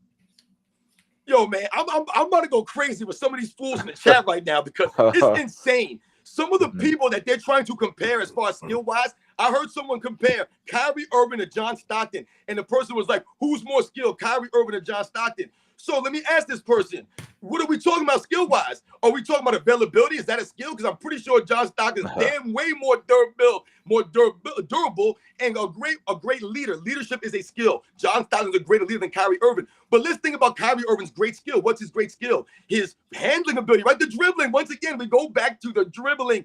And listen, Kyrie Irving is a great handler of the basketball. No doubt about it. But let's be real here. Kyrie Irving's a little bit of a street ball, a little bit of an N1 mixtape going on here. He's carrying the ball here. He's palming the ball there. No doubt about it, all right? Now, let's think about John Stockton's elite skill. What skill is he elite at? Well, he just happens to be the greatest assist man in the history of the game. Like when we talk about John Stockton, we talk about skills, man. The thing about John Stockton, and I don't want to ramble on right here, I'll bring up another point. But we must remember about John Stockton and some of these other guys who are not as flashy, let's say, as passers, is the precision of John Stockton, man. This man was surgical with the passes. When people bring up Karl Malone to take away from John Stockton's greatness, and they say, oh, well, John Stockton was passed to Karl Malone. The one thing we must remember here, yes, Karl Malone is an amazing all-time great player, no doubt about it. But when you think about how John Stockton is delivering these passes to Karl Malone, he's on the money every time, man. Karl Malone don't got to reach down to his ankles or his knees or go up high to catch the ball or behind his back. The ball is on time, on target all the time because John Stockton is excellent. His skill at passing is greater than what Kyrie Irving does. Once again, John Stockton also is a great defensive guy who gets many steals. He has a skill at getting steals. So when we talk about skills here, you've been exposed, my man, but I'll digress, man. One of the other things that bothers me about LeBron James, another narrative, is that LeBron James can guard positions 1 through 5. This is one of the things that I've heard about. And, you hear Nick Wright always talk about LeBron James in his 2013. He was runner-up to Defensive Player of the Year by 3 votes. Nick Wright loves to ramble on about that one season. I always ask Nick Wright and the fans of LeBron James, are you going to sit here and tell me that LeBron James was only good on defense for 1 season? Is that what we're arguing here? He only had that 1 season to win Defensive Player of the Year award. The man's been playing for 21 seasons. He could have won a Defensive Player of the Year in any of those other years. No, 2014, no. 2015, no. 2016, no. 2011, 10, 8, 9. How many different seasons is LeBron James supposed to be at his peak, right? Athletically, but he couldn't win a Defensive Player of the Year. Well, they want to mention that 1 season, 2013, when he was on his stacked super team. So once again, we talk about the 1 through 5. There's never been any evidence, once again, to back this narrative up. We talk about Derrick Rose in the Eastern Conference Finals in 2011. The LeBron James fans love to bring up Derrick Rose. Oh, LeBron James shut down Derrick Rose. He did not. Once again, that's a live narrative. But let's say he did. He shut down Derrick Rose in the Eastern Conference Finals in 2011. Right, great on LeBron James, man. He's amazing. But how did he follow that performance up? Well, he followed it up with the most embarrassing performance in the NBA Finals, where he couldn't even stop Jason Terry. That was what Magic Johnson said, not me. Magic Johnson said that. So you're going to say that he stopped Derrick Rose, the MVP winner of that season, but he couldn't stop Jason Terry? He couldn't slow down J.J. Barea or Deshaun Stevenson, Sean Marion. He couldn't guard 1 through 5. He couldn't guard Dirk Nowitzki and take it upon himself to say, you know what, man, Dirk Nowitzki is kicking our butt right now. I'm shutting Dirk Nowitzki down. I'm shutting him down. I'm LeBron James versus Dirk Nowitzki. He didn't do it. He didn't do it. Did he shut down Andre Iguodala in the 2015 NBA Finals? No. Did he shut down Kawhi Leonard in the 2014 NBA Finals? No, he did not. Did he shut down Kevin Durant in the 2017 NBA Finals? No, he did not. He was out there ducking screens. He had Richard Jefferson at 36 years old, 37 years old, guarding prime Kevin Durant in the NBA Finals. And who else did he have guarding him? Guys like Iman Shumpert and J.R. Smith, who were like a foot shorter than Kevin Durant. LeBron James was ducking the smoke. So my man said earlier, he's a duck. Once again, LeBron James ducking, can't guard 1 through 5. All right, real fast, before Uncommon Sense, you give your take. Theodore Cunningham didn't say who he super chatted this to. Do any of you recognize him? Because he didn't super chat me. I'm not sure. If it's anyone from me, I appreciate it, but I don't think it's anyone from my channel. All right. Well, thank you. If Nobody immediately recognizes you, Theodore, but thank you for the super chat to whoever you sent it to, $10. Uncommon Sense, what is your take on LeBron James can guard 1 to 5? Oh, real fast, another super chat without a name. Please, if you're going to super chat somebody, put the name down of who you're super chatting to. We're multi-streaming this across all of our platforms. LeBron achieved the game his entire career. They love to discredit Curry because of KD, but overlook LeBron in Miami. Help me understand this. Does anyone know Jod B? All right. Well, thank you, Jod B, for super chatting. Whoever you sent it to, I'm sure they appreciate it very much. But Uncommon Sense, what is your take on LeBron James can guard 1 through 5 and just said he's a great defender in total? Yeah, I always like to say, to me, people love to define LeBron from a couple of great defensive plays he's made, but LeBron James has never been a consistently great defender. He has made some great defensive plays, but again, I always say he hadn't made a defensive team since the Miami years. Whenever people bring up, like, for instance, Michael and Kobe having nine first all-team defense, then they bring up, oh, well, LeBron James has 6, but that's not completely true. LeBron has 5 first-team defense. You know, that he has 6 times where he made the defensive team, and that's 6 out of 21 years. And so, yeah, to me, LeBron, like I said, he gets defined a lot because he made a couple of great plays. Now, if you want to talk about someone who could guard 1 through 5 much more effectively than LeBron James could ever hope to, then we're talking about Dennis Rodman. You know, Dennis Rodman actually guarded Shaq, and not that you can ever stop Shaq, but Dennis Rodman did a better job guarding Shaq than a lot of big men. Now, I wouldn't say the elite big men, but a lot of the, you know, your Luke Longleys and those kind of, Dennis Rodman did a better job guarding Shaq. So to me, Dennis Rodman actually has a claim, and we've seen Dennis Rodman shut down guards. Dennis Rodman can actually guard consistently 1 through 5 much better than LeBron James ever could. Like I said, to me, LeBron James just gets defined by the few elite defensive plays he's made, but they overlook the fact that the guy doesn't consistently play elite defense. He never has. Not even in Miami days could you say he consistently play elite defense. But those were definitely his best years for me. Absolutely. Bookie Allen, thank you for the super chat to me. 199, a pixelated hippo chomps on a 1-up. It sounds like some Super Nintendo stuff. Yeah, I thank you for the super chat. And I will do my take on LeBron's defense in the near term, but sometimes I feel like, yeah, he does kind of look like a pixelated hippo chomps in respect to how he is seen on TV. I see it now in your chat. It's like an emoji of like a hippo biting a 1-up symbol, like a video game. Okay. Yeah. Nick, what's your take on the defense of LeBron James? Yeah, this goes back to the average versus peak thing, right? I actually had 1 through 5 written on my phone here because that was another talking point I just don't get, right? So again, peak, right? I will take Jordan, who can put the clamps on a 1 and a 2 and maybe play some good defense on a 3, right?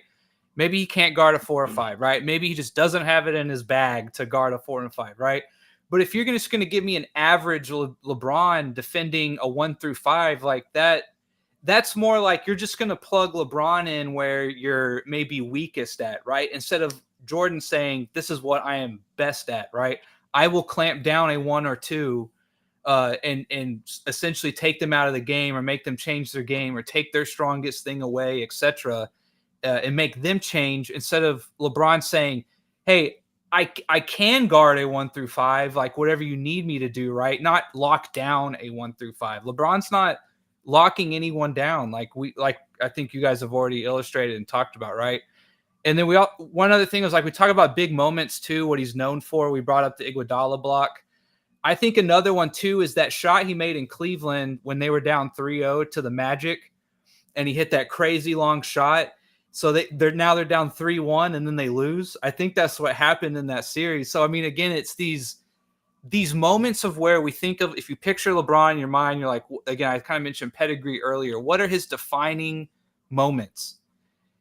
You know, like it's kind of hard to sort of think of one, right? That win over the Warriors the one year was, you know, it's respectable, what have you, whatever.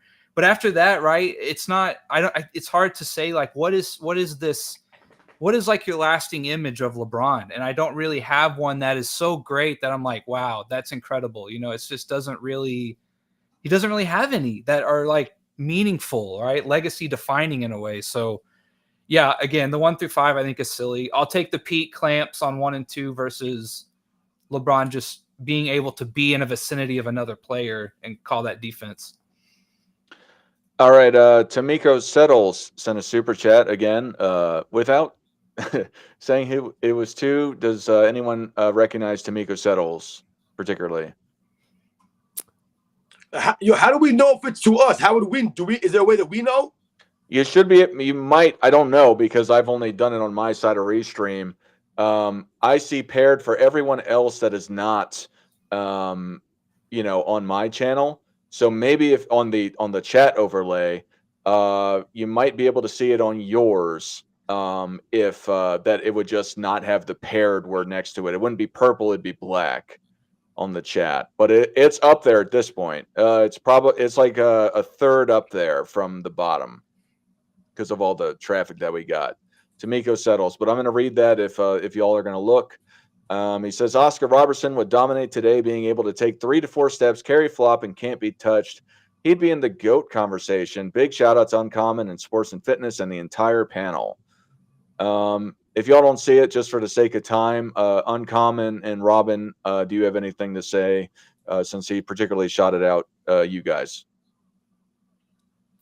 Yeah, I mean, I feel like that's kind of the whole thing where we're talking about the whole skills things is, again, who can't dribble if you can place your hand completely under the ball? You know, who wouldn't be better if you got 4, 5, 6 extra steps with the play? So yeah, I agree. There's a lot of people who I think would come into this era and do just fine, you know, if not dominate. Yep. Robin, you got anything to say?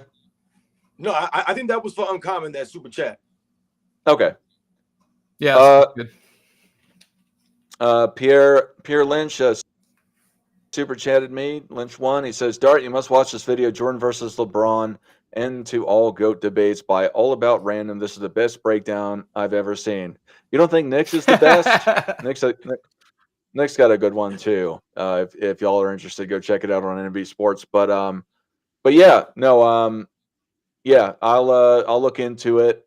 I might not watch it. I'm kind of busy. When I'm not talking about Michael Jordan and basketball, I'm going around the world all over the time. So I'm going to be making a big move soon. So, but if I do have the time for that, I will be looking into that. Thank you again for your super chat, Pierre. Let's see if there's another one. Here we go. Super chat to Sports and Fitness and Uncommon, 2 of the best. You can only do it to one, to my knowledge. So I think it's Sports and Fitness. Sports and Fitness keep hitting them fools over the head with real knowledge. MJ23 forever. Top 10. MJ, Wilt, Kareem, Magic, Bird, Duncan, Kobe, Hakeem, Shaq, Russell.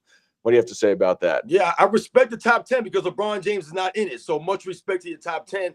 And once again, yo, shout out to everybody in the chat, man. Yo, you guys are coming through right now. Much respect to all you guys out there. You guys are real basketball fans, man. You guys appreciate what's going on. You guys are standing up to the lies and the narratives. That's what's about right now in the live stream. The lies and the narratives surrounding LeBron James as it pertains to Michael Jordan. So shout out to everybody in the chat that's been coming through, man. For real. Much love, man. Absolutely. AO12345 says LeBron's 1 to 5D is equivalent to a traffic cone. Which that's hilarious. Uncommon or Nick, or it wasn't addressed. Do either you have anything to say about that? No, that's I made my rant. Okay. Yeah, I think that's hilarious because to me, like I said, you know, LeBron's James defense has obviously gotten worse over the years. But, you know, even going back and watch some of those early games, like when you look at Michael Jordan's defense, to me, he's always within a foot of his man. Even chasing the guy around screens is like Jordan is like glued to this guy. But it's so many times I watch LeBron and he's just like kind of there in the vicinity. Can't really tell if he's interested in guarding the guy or not. So yeah, that's a good that's a good analogy. All right, Theodore Cunningham. Also, I guess he super chatted you earlier, Robin, possibly, but he's super chatting you. MJ scored 30,000 points in his 1,072 career games. It took LBJ 1,480 games to accomplish the same feat. Also, people forget LBJ had a 2-year head start. What do you got to say about that? Yeah, yo, once again, man, I'm truly humble, guys, for real. Anybody who's been, like I said, you guys are showing much love out here, man. Truly humbling you guys, with the super chats. We talk about the consistency or lack of for LeBron James versus Michael Jordan. That's why he's able to accomplish these things in a shorter amount of time. And the potency of Michael Jordan scoring the ball. LeBron James has never been a potent offensive threat. He doesn't have the well-rounded game like a Michael Jordan, like some of the other great scorers, right? A James Iceman Gervin, a George Iceman Gervin. Some of these other great scorers, that came before, Michael Jordan. Some of these guys, like I said, they had the well-rounded games. LeBron James have been potent. That's why he doesn't have that many 50-point games. He had that 40-point game last night, right? If you go and look at LeBron James' 40 and 50-point games, it's not impressive at all for someone who's been playing that long. He's not a potent offensive threat like that. He's just not. So once again, that's so true. The Agony TV. Please, again, if y'all are trying to super chat us, please address who you're sending it to. I know it's not to me. If y'all know who he is, please answer. Uncommon, let's not play. LeBron has some superior skills. He can make a crown with his hands like no one else. What do you got to say about that, Uncommon Sense? Yeah, I'm shout out to the Agony TV. I'm assuming he's talking about the little crown gesture that LeBron James likes to do. Yeah. To me, again, these are the kind of things that, outside of your ridiculousness on the court, that just make a lot of fans just not like LeBron James, as a person. Is this constant need to prop himself up, even though he says that he doesn't like praise, but it's like LeBron James and the whole let me not say the whole LeBron James fan base, but definitely the fanboys. They double talk a lot. They talk out of both sides of their mouth, and a lot of times they say one thing and don't realize it's in direct contradiction to what they just said. So, yeah. Yeah, real quick, I want to follow up on that because I've talked about this before. I think we talk about Air Jordan, right? Like, it just seemed like Jordan was just Jordan. Like, he was just playing. The marketing outside of it seemed effortless. Like, it wasn't something he was thinking about, right? It was just something on top, right? And of course it blew up because he was as good as he was. But like with like LeBron and the Migos and like always reading a book, like all his whole persona just feels so forced sometimes. Like he is constantly trying to think about his next move. And it feels like Jordan just did it. Jordan was just prepared. And so whatever happened. He was ready. LeBron, his ego and persona just feel so plotted. Everything feels so scripted, right? I think that's one of the reasons why me personally, like, I just don't like LeBron. Just like, again, LeBron hasn't gotten a DUI or done anything crazy, right? He's not like a horrible person or anything like that, right? But his basketball persona just feels so scripted. I don't like it. Yep. Absolutely. Hope and Peace has super chatted me $20. Thank you very much. Again, I appreciate your comments, your perspective, and you consistently coming back to my channel. Thank you for being a loyal subscriber. It's awesome. Thank you very much. Real fast. I want to, just before I get into what Robin was saying about the defense. That was one of the things I thought about bringing up, Nick, but there's not enough evidence to say he is not the squeaky clean guy at this point. However, I think it'll come out in the future, but that's just maybe so. But you know what I mean? Like he, for the most part, right, considering he's been under such a spotlight and he gets a lot of help, don't get me wrong, but is he like an evil person? I mean, I guess you could bring up like China and stuff like that maybe, but You know, and No, maybe some listen, stuff will Nick, come out. don't get me 100%. started Some right stuff now, might come man. out. You never know. Don't get me started right now. Listen right now. Listen, I saw somebody in the chat say something about how could, like, they said that I don't have a basketball reason to not have LeBron James in my top 10. And this goes along with what Nick is saying right now about not being an evil person or a bad person. That falls right in line with the LeBron James fan club when they say we're hating on LeBron James. This is never hate. Okay, Yeah, listen. exactly. LeBron James has cheated the game, though. This man is flopping at a high level. We know that for a fact. We know for a fact, we have the video footage. If you're flopping at that level, at that, like, you're one of the elite players in the history of the game. Why are you flopping so much? That's cheating the game. So absolutely, I can take you out of my top 10 for flopping. I can also take you out of my top 10 as it pertains to you not working on your overall game, right? Not respecting the NBA game like that and always forcing your teammates to fit around your system. I can disrespect and not put you in my top 10 for that. Forming the super teams, all of this stuff, standing around on defense. Bro, are you kidding me right now? We have minutes-long video of this stuff. So LeBron James has lost the respect of the people, and that's why he's asking for the respect. And all that pertains to basketball. That's not personal. LeBron James walking off the court early, that shows a lack of sportsmanship. That's a basketball reason to not have him in my top 10. And someone, real quick, someone said Michael Jordan is a sociopath. That might be, but he's not annoying. So, you know, he gets a pass. All right, Tamiko Settles goes and he super chats Uncommon Sense for another $10. For Uncommon Sense, you mean to tell me that LeBron is 4-6 in the finals, and he's had a super team almost every time? The supposed GOAT can't win more with more talent. House sway. I don't get that, but I guess that may be a thing at the times. What do you have to say about shout that? out to Miko Settles. Much appreciation for the $10 super chat. Yeah, I mean, to me, this kind of goes like I always say, LeBron James is the most inconsistent superstar we had. And to me, his finals records reflects that. You know, 4-6 in the finals, where you're talking about comparing him to other superstars. To me, that 4-6 in the finals represents the fact that there is some kind of disconnect. Like, to me, it's a disconnect with his leadership, that he cannot lead a team once he gets to the biggest stage. It's a disconnect that he cannot raise his game like Michael Jordan once he gets to the biggest stage. And I just want to say this about Michael Jordan, because I feel like this, everybody talks about the 6-0 in the finals, but to me, the part that's really impressive is that none of Michael Jordan's finals went to a game 7. And out of 6 times, that's not a fluke. To me, that really shows you that the higher the competition, the better Jordan got. And he got to that point to where he was really trying to keep his foot on your neck. And it's like, we're not going to a game 7. Like, we're every time he had a chance to end it in game 6, he found somehow, some way to make that happen. And to me, this is what LeBron James is lacking, is that leadership to lead a team once he gets to the final, and that ability to truly raise his game the harder the competition gets. So, yeah. All right, I think, because there's no more super chats incoming, that I can get to my defense part of LeBron. Yeah, I agree.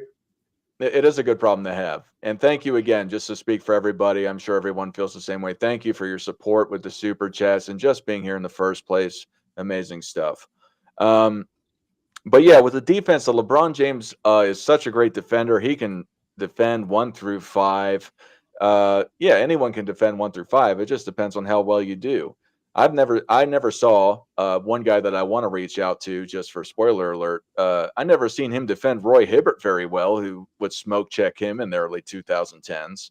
I never really understood that. And like Robin was saying, in spots, he couldn't stop these small guards. He was famous for guarding Derrick Rose. I believe it was during a conference finals.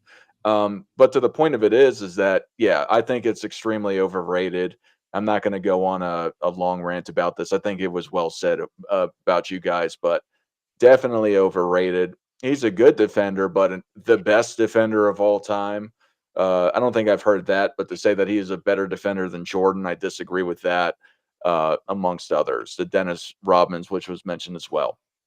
But another favorite one for me of one of these false narratives that has been brought up over time is that LeBron James is the greatest finisher at the rim of all time. I'm sure everyone's heard Oh, about yeah. that one. My God, that's a joke. Let's just bring up some people at the top of the list. What about Shaq? What about Michael Jordan? What about even lesser guys of their ilk like Dwight Howard? Um, who finished stronger at the rim? And you don't even have to look at the stats. Generally speaking, centers, especially great centers, finish better at the rim. Um, that is one of the funniest things that I've ever heard is that he is the greatest finisher at the rim of all time. Um, it's just a flat out joke at this point how they try and sell him. Uncommon sense. What? Well, actually, let's do this for Robin real fast. Another super chat came in. 10 US dollars to Robin and all. Thanks for the efforts. What do you have to say about that, Robin? No, man. Listen, thank you to everybody out there. Listen, I've never seen the chat blow up like this before, man. I am very humbled, man. I told you guys before, man. I'm not here for the money or the fame. So anyone who's ever donated money to my channel, like I said, I know you guys feel the same way, man. It really means a lot. So thank you very much, man, because it's very important that we do this, man, for real. Absolutely. And yes, thank you. My favorite handle in here right now, Compare Health, Life, and Dental Insurance Solutions. Shout out to our sponsor again. Uncommon sense. Yep. Uncommon sense. What's your take? Oh, I'm sorry. Here's another one. Markivan Black. Why did LeBron James another 20 points per game player the team? Is that for you, Robin, or yeah, Markivan Black. I recognize the name. I'll just say, see, we talked about this on the channels, man. LeBron James always needs another star, another leader of a team to help him out. So, Markivan Black, you run the money, man. Once again, another true basketball fan. Thank you very much, man. Once again, thank you for your continued support. And Michael's the only player I think to win a ring with only one other player averaging double digits, I believe, right? I think those are the facts. 1997. Mm-hmm. All right, Uncommon Sense. What's your take on LeBron James being the greatest finisher at the rim of all time? Yeah, to me, when I hear that, that's just one of those sidestepping narratives that they try to use when he doesn't stack up to Michael Jordan. It's like, oh, he's the greatest finisher at the rim. Oh, he's the best all-around player. First of all, how do you prove he's definitively the greatest finisher at the rim? And secondly, how can you watch any clips of Michael Jordan and say that he's a better finisher at the rim than Michael Jordan? Number one, Michael Jordan could hang in the air. So to me, he was doing stuff that we will not see duplicated. We haven't seen duplicated. When I see LeBron James, I mean, he's not the greatest finisher at the rim in his own era. So, you know what? Kyrie Irving is a better finisher at the rim to me, if we're just talking about a skilled finisher at the rim, than LeBron James. So, yeah, to me, that's it's laughable, really. Let me be devil's advocate here a little bit and stir it up a little bit. Don't you do it. If I had to put myself in the mind of a LeBron fan, right? There is one thing to be said about someone who is 6'9", built like a linebacker, a 36-inch plus vertical, right? There is something to be said about that, right? A Sean Kemp and maybe even more, right? A little bit more physicality, right? So if I had to give them something, I will give them that. Seeing a guy who is 6'9", like a linebacker running down the middle of the floor, that is impressive to watch. Like, there's no doubt LeBron has had some incredible dunks, right? But when we talk about finishing, that's a little bit of a different word to me. It's not just power and athleticism, right? In terms of a layup finishing package, I don't really see it like that. It's for LeBron, it's just hitting an angle and you're just going, right? There's no kind of finesse finish, underneath the rim kind of thing, taking contact and flipping it up over your head or something.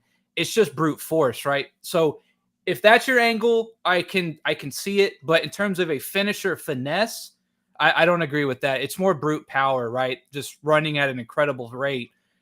Jordan was more hitting angles, seeing the defenders hanging, like he said, taking contact, finishing left and right, behind his head, or, behind his back, all kinds of stuff like that. So depending on what you mean, I'll play devil's advocate a little bit. I'll go with, if you just mean a straight down the line, brute force, athletic, guy who weighs 250 pounds jumping out of the gym.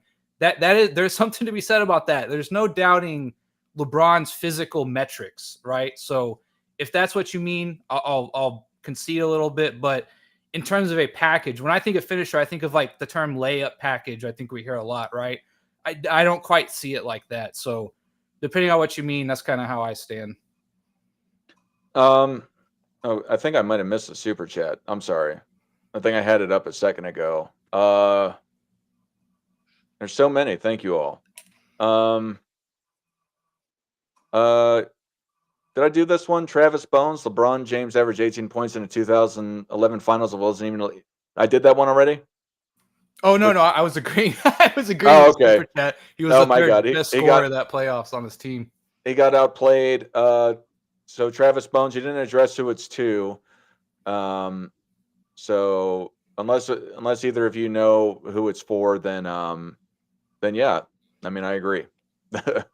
Yeah, and if you just put our initials at the end, we'll be able to tell. So it doesn't have to be the whole name or anything. Yeah. Robin, what do you have to say about Nick's take? But thank you, Travis Bones. Thank you very much. Well, I think Nick's take is accurate, but once again, we have to also take into account when LeBron James is playing right now. So when Nick is saying he uses his size as his advantage, right, to score and be, effective down low and be a finisher at the rim, he's doing this oftentimes when he's the biggest player on the court. So when we think about it that way, right, and we think about the percentage that he actually does shoot finishing the ball, if we look at it and compare it to other great big men, right, because now we can compare him to big men now, because at 6'9" in this era over the last 5-6 years, there are times on the court, he's the biggest player on the court. If Anthony Davis on the court, they're the biggest guys on the court, him and Anthony Davis. So we think about his finishing that way. Now this once again exposes that LeBron James is really not that great of a finisher. How many times have we seen LeBron James airball layups? I've seen LeBron James airball layups where he hits nothing but the backboard. That's an airball layup when you don't hit the backboard with no rim.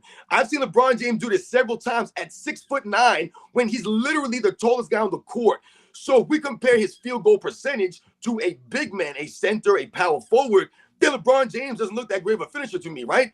When Uncommon talks about a Kyrie Irving and the creativity of a Kyrie Irving, that's why he's a better finisher. He can create differently. He's able to use the English off the backboard that LeBron James can't use. But the thing about LeBron James, not that he's not a great finisher, he's not a consistently great finisher. That's the problem for LeBron James. Like I say, when you're airballing free throws and you're airballing layups, these are the kinds of things we're talking about. This is why he's not consistent in really any aspect of the game. There are nights that LeBron James will hit 6-7 3-pointers. And then the next game, he can't hit a lick from three. The inconsistent game of LeBron James, his finishing ability, if we want to compare it to Michael Jordan, I mean, he's nowhere in the stratosphere of a finisher at the rim than Michael Jordan. I'm talking about above or under the rim. Michael Jordan could do it either way. The creativity, the excellence, the consistency of Michael Jordan finishing at the rim. When Michael Jordan drove to the rim, if he went to shoot it, you pretty much assumed it was going in. With LeBron James, you don't have that same warm, fuzzy feeling in your stomach when LeBron James is shooting the ball. Do you know?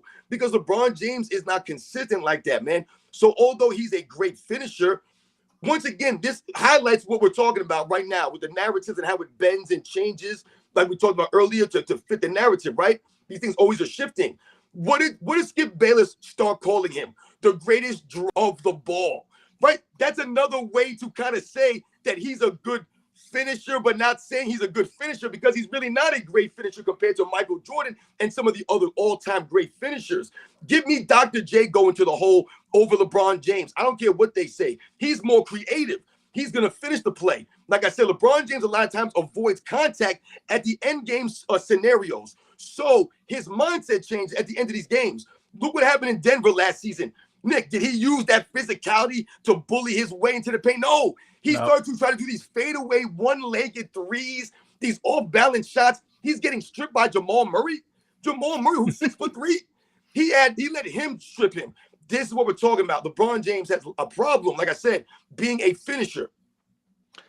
Real fast. I don't want to jack up your name, but M Black, name someone else that joined 20-point per game established players to win their first chip, then double back with another team doing the same thing. Salute, Sports and Fitness Rants. I believe that's to you. Durant tried. Yo, much respect to Markivian Black. Once again, like I said, I'm truly humble, guys, but all support out here, man. And this is more the same with LeBron James. When they say that he doesn't have any help, he obviously has had help. Whether you want to look about think about the numbers or just watching the video footage, it's all there. He's had help. Let's think. If LeBron James didn't have help, then Ray Allen doesn't make that shot, right? Then all of a sudden he only has 2 championships. If he didn't have help, then all of a sudden they don't make that 3-1 comeback in 2016.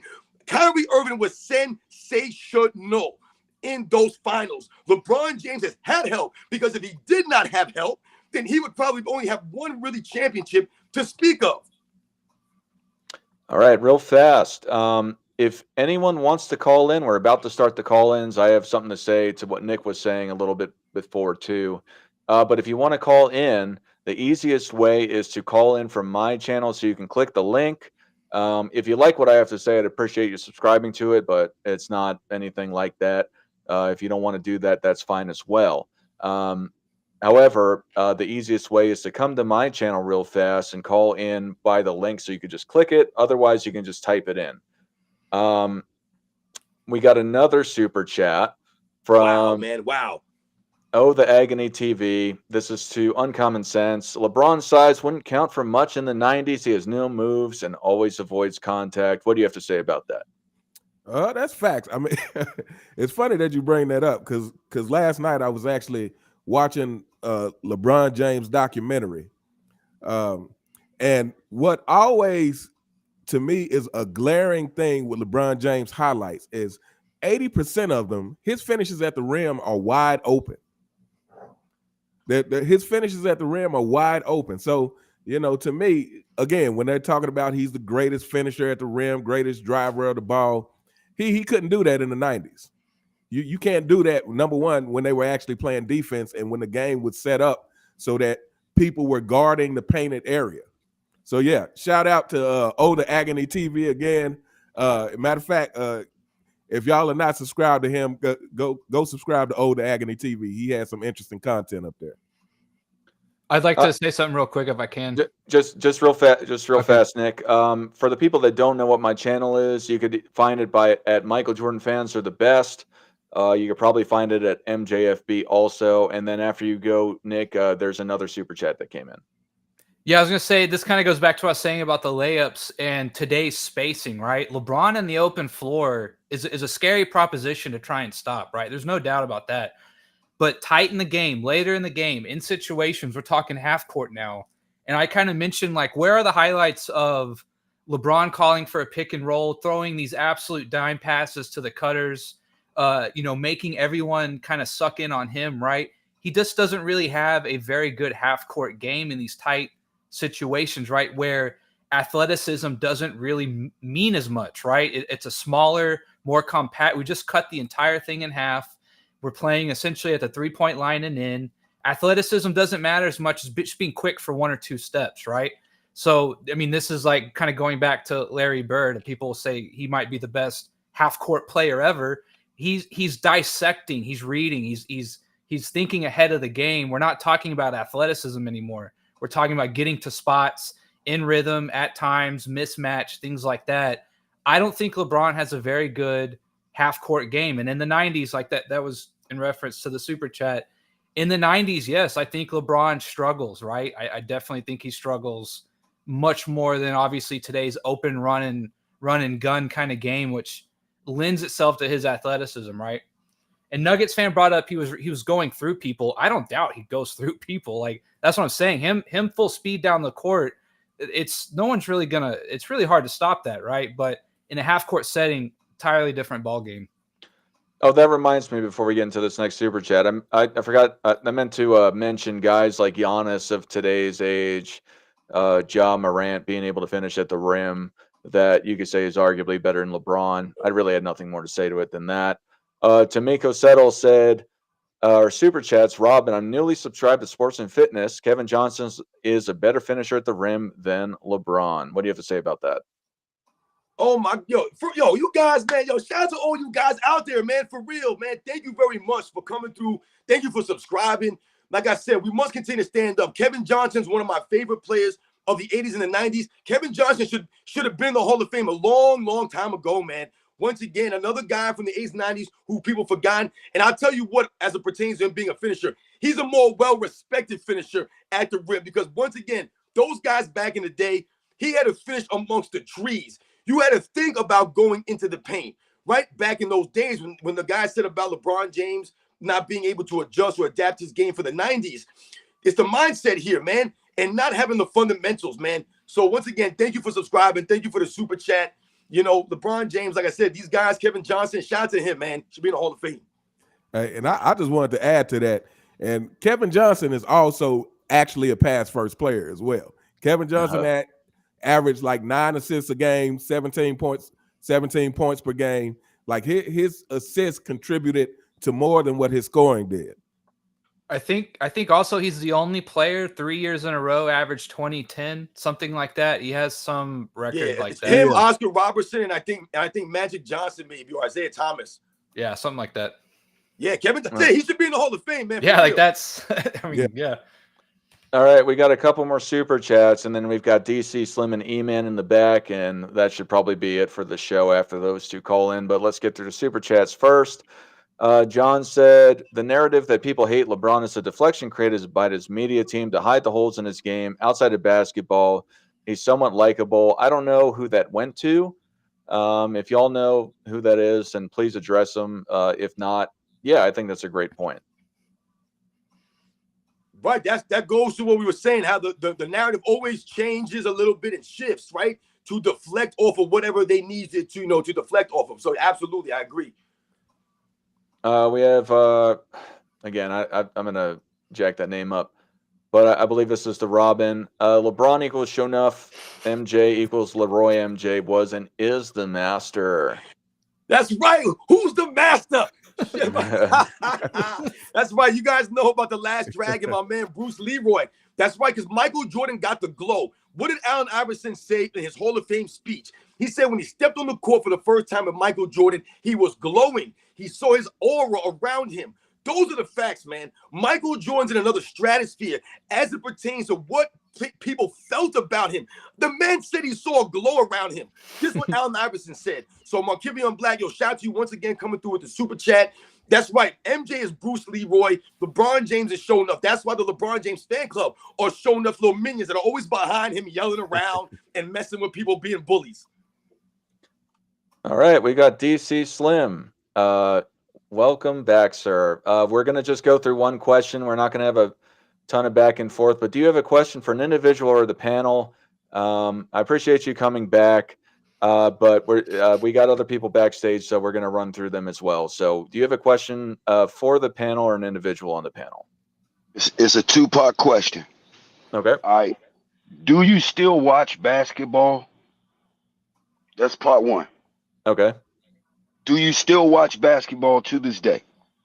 I do, yeah. Okay. I'm a diehard Mavs fan, so yeah, I mean, Luka's got me engaged. Okay. Do you guys think it's kind of getting old with the LeBron slander? Because I'm not a LeBron fan, but it's kind of getting old to keep trying to bring him up to Michael Jordan when we all know that if you're going to do an actual comparison, it should be Kobe. Yeah, I mentioned Kobe that everybody said. But at the same time, I think this kind of overkill because y'all doing what LeBron want. I mean, you speaking negatively of him on every day, every time he make a mistake is actually making him more popular. Because, I followed a lot of y'all channels, man. I listen to a lot of the stuff.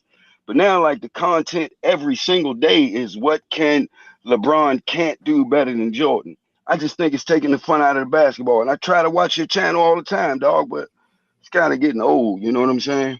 I'm out of here. Peace. All right. Thank you, DC. I'll answer for me. I do watch basketball on occasion. I watched the game last week. I watched the Nuggets Suns rematch, and it was actually a lot better than the first game they had that was I think it was the first game of the season. So you can check me on that. I know at least that much. But to be frank, I don't watch it regularly.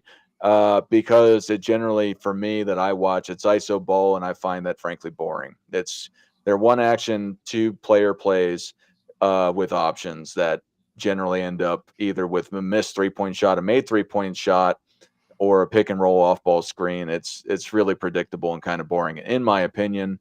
So, and the whole LeBron thing, frankly, I bring him up because people want to hear about it. I don't, and he's the guy that's in the league right now.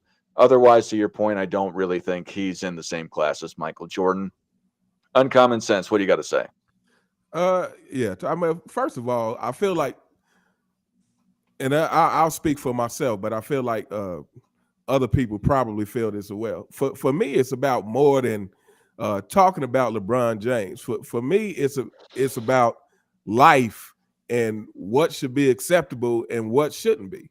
To me, it's about you know, especially for the younger people who watch my channel. Like I want them to understand that, hey, if you want the recognition, you can't take shortcuts to it. And then the second thing is kind of like you said, it's like LeBron James is the face of the league right now. It's like just as much as you say that we're talking about him, well, every other podcast is talking about him as well. So if they're going to be out there promoting false stuff about him, then I feel like it's equally as important that balance be out there to give the other side of it, to give the other perspective of it, so that people are not just getting this one side, because that's why people are running around here thinking that LeBron James is the greatest scorer in history because he has 40,000 longevity points.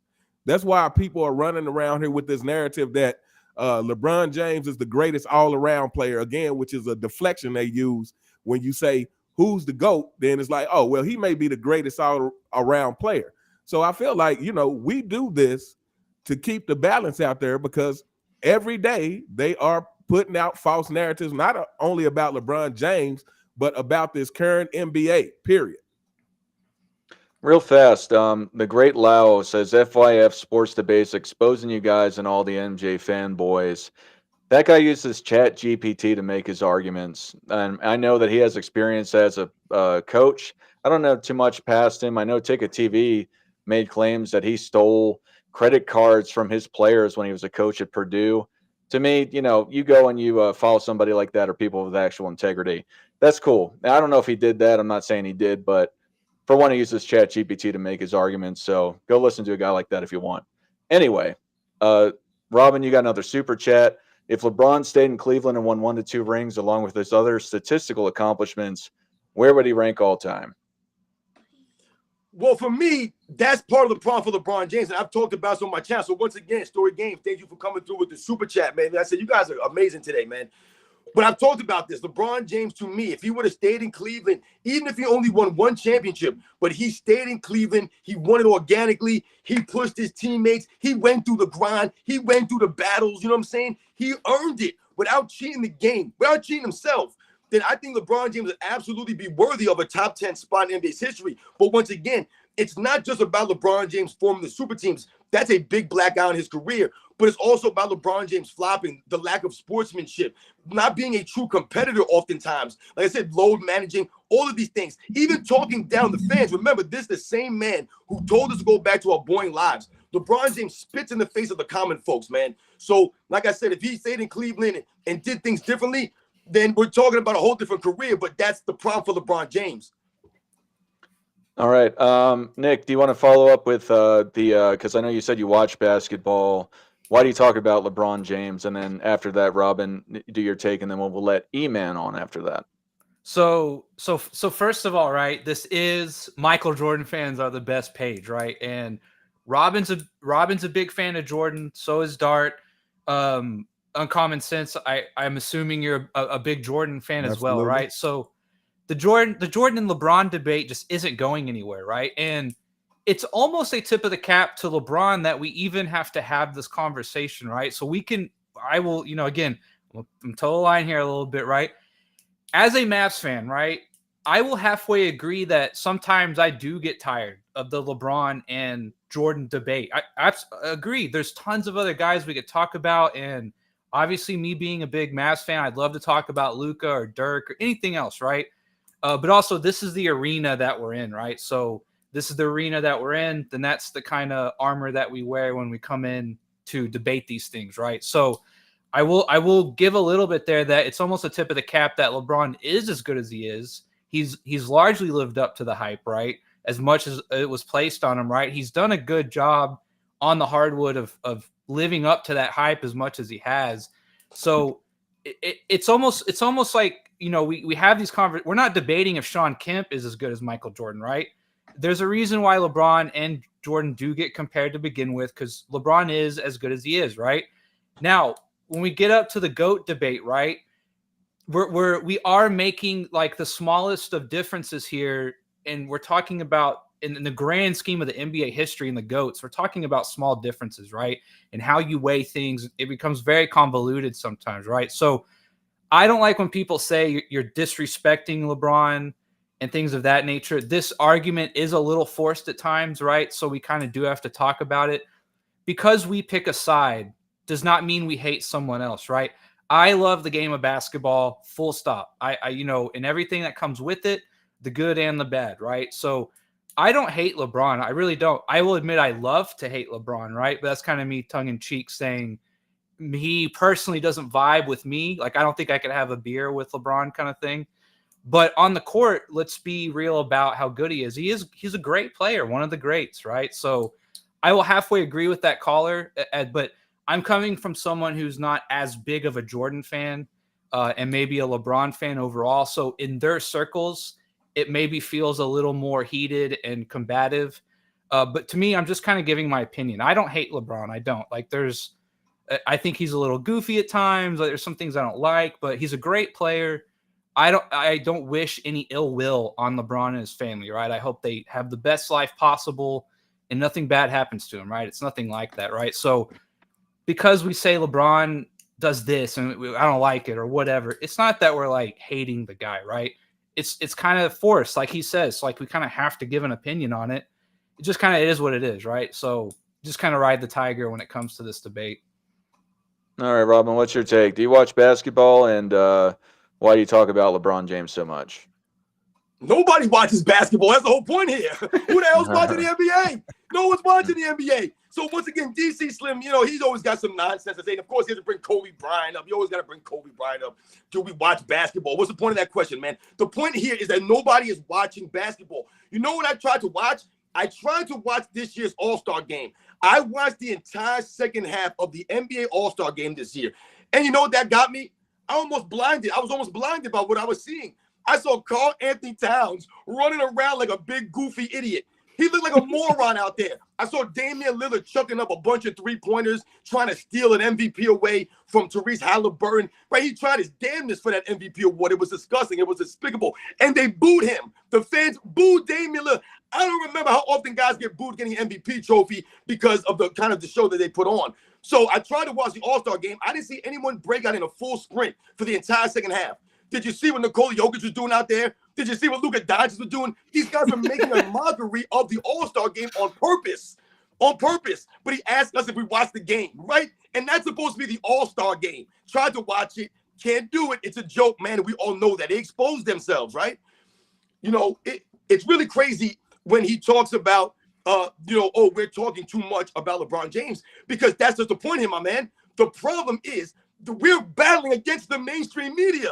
The YouTube content creators, we're fighting an uphill battle against a lot of these idiots. Look at these morons in the chat. You have guys like Nuggets fan and some of these other idiots. They talk all kinds of narratives and nonsense. They have no videos on their channels. They can never break down a game to you and explain the game back in the day. But they have all these opinions, all this time for comments. Never make a video of these guys.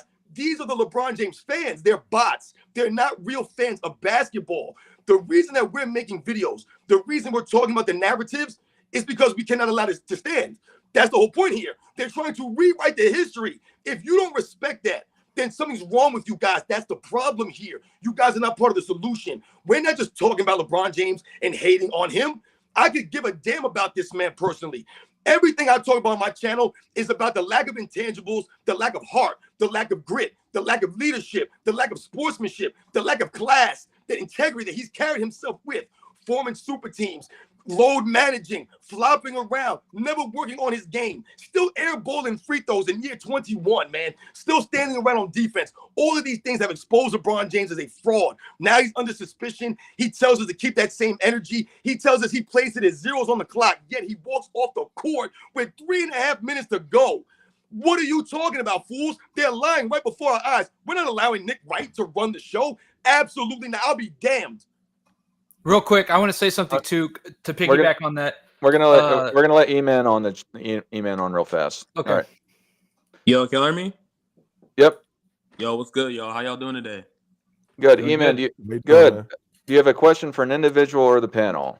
I have a question for the panel, man. So with the the defense, you know what I'm saying? You say we play no defense, man, but I just feel like with the refs not allowing like the physicality like they did in like especially in the 2000s, I feel like they do play defense. They're just not allowed to play defense like they're used to. And if you watch like some of the worst teams defensively, like the Hawks or the Kings or like the Pistons, if you watch them, you're gonna think, yeah, we really don't play defense. But if you watch like some of the best defensive teams, like the Celtics and the Timberwolves, I think they play great defense. So I just feel like with that narrative, with the we don't play defense, I just feel like, especially with the offense, like being so spaced out with all these 3-point shooters, it's like you damn near can't guard nobody one-on-one. Because if you try to help, there's a shooter right there. And if you don't help, they can just blow right by you because you can't even touch them.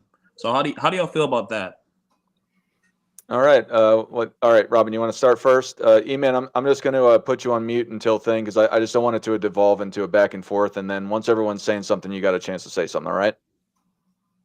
All right. All right. Yeah, I'll just go real quick. I just want to say something real quick to that. My whole thing when we talk about defense as it pertains to this era and past eras, what you're highlighting is right, the lack of physicality. Why physicality is not allowed in the game anymore. Absolutely, they changed the rules for the physicality. My stance, and I believe a lot of people's stances who have grown up watching other eras, previous eras, is the effort and the lack of consistent effort on a nightly basis that we see from the players.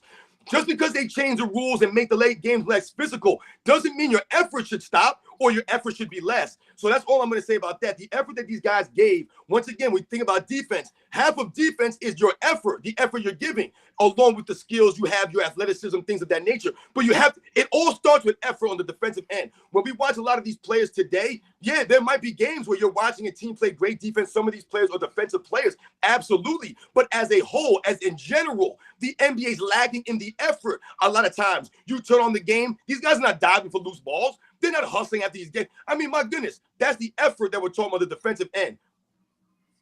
All right, Uncommon Sense, what do you got to say?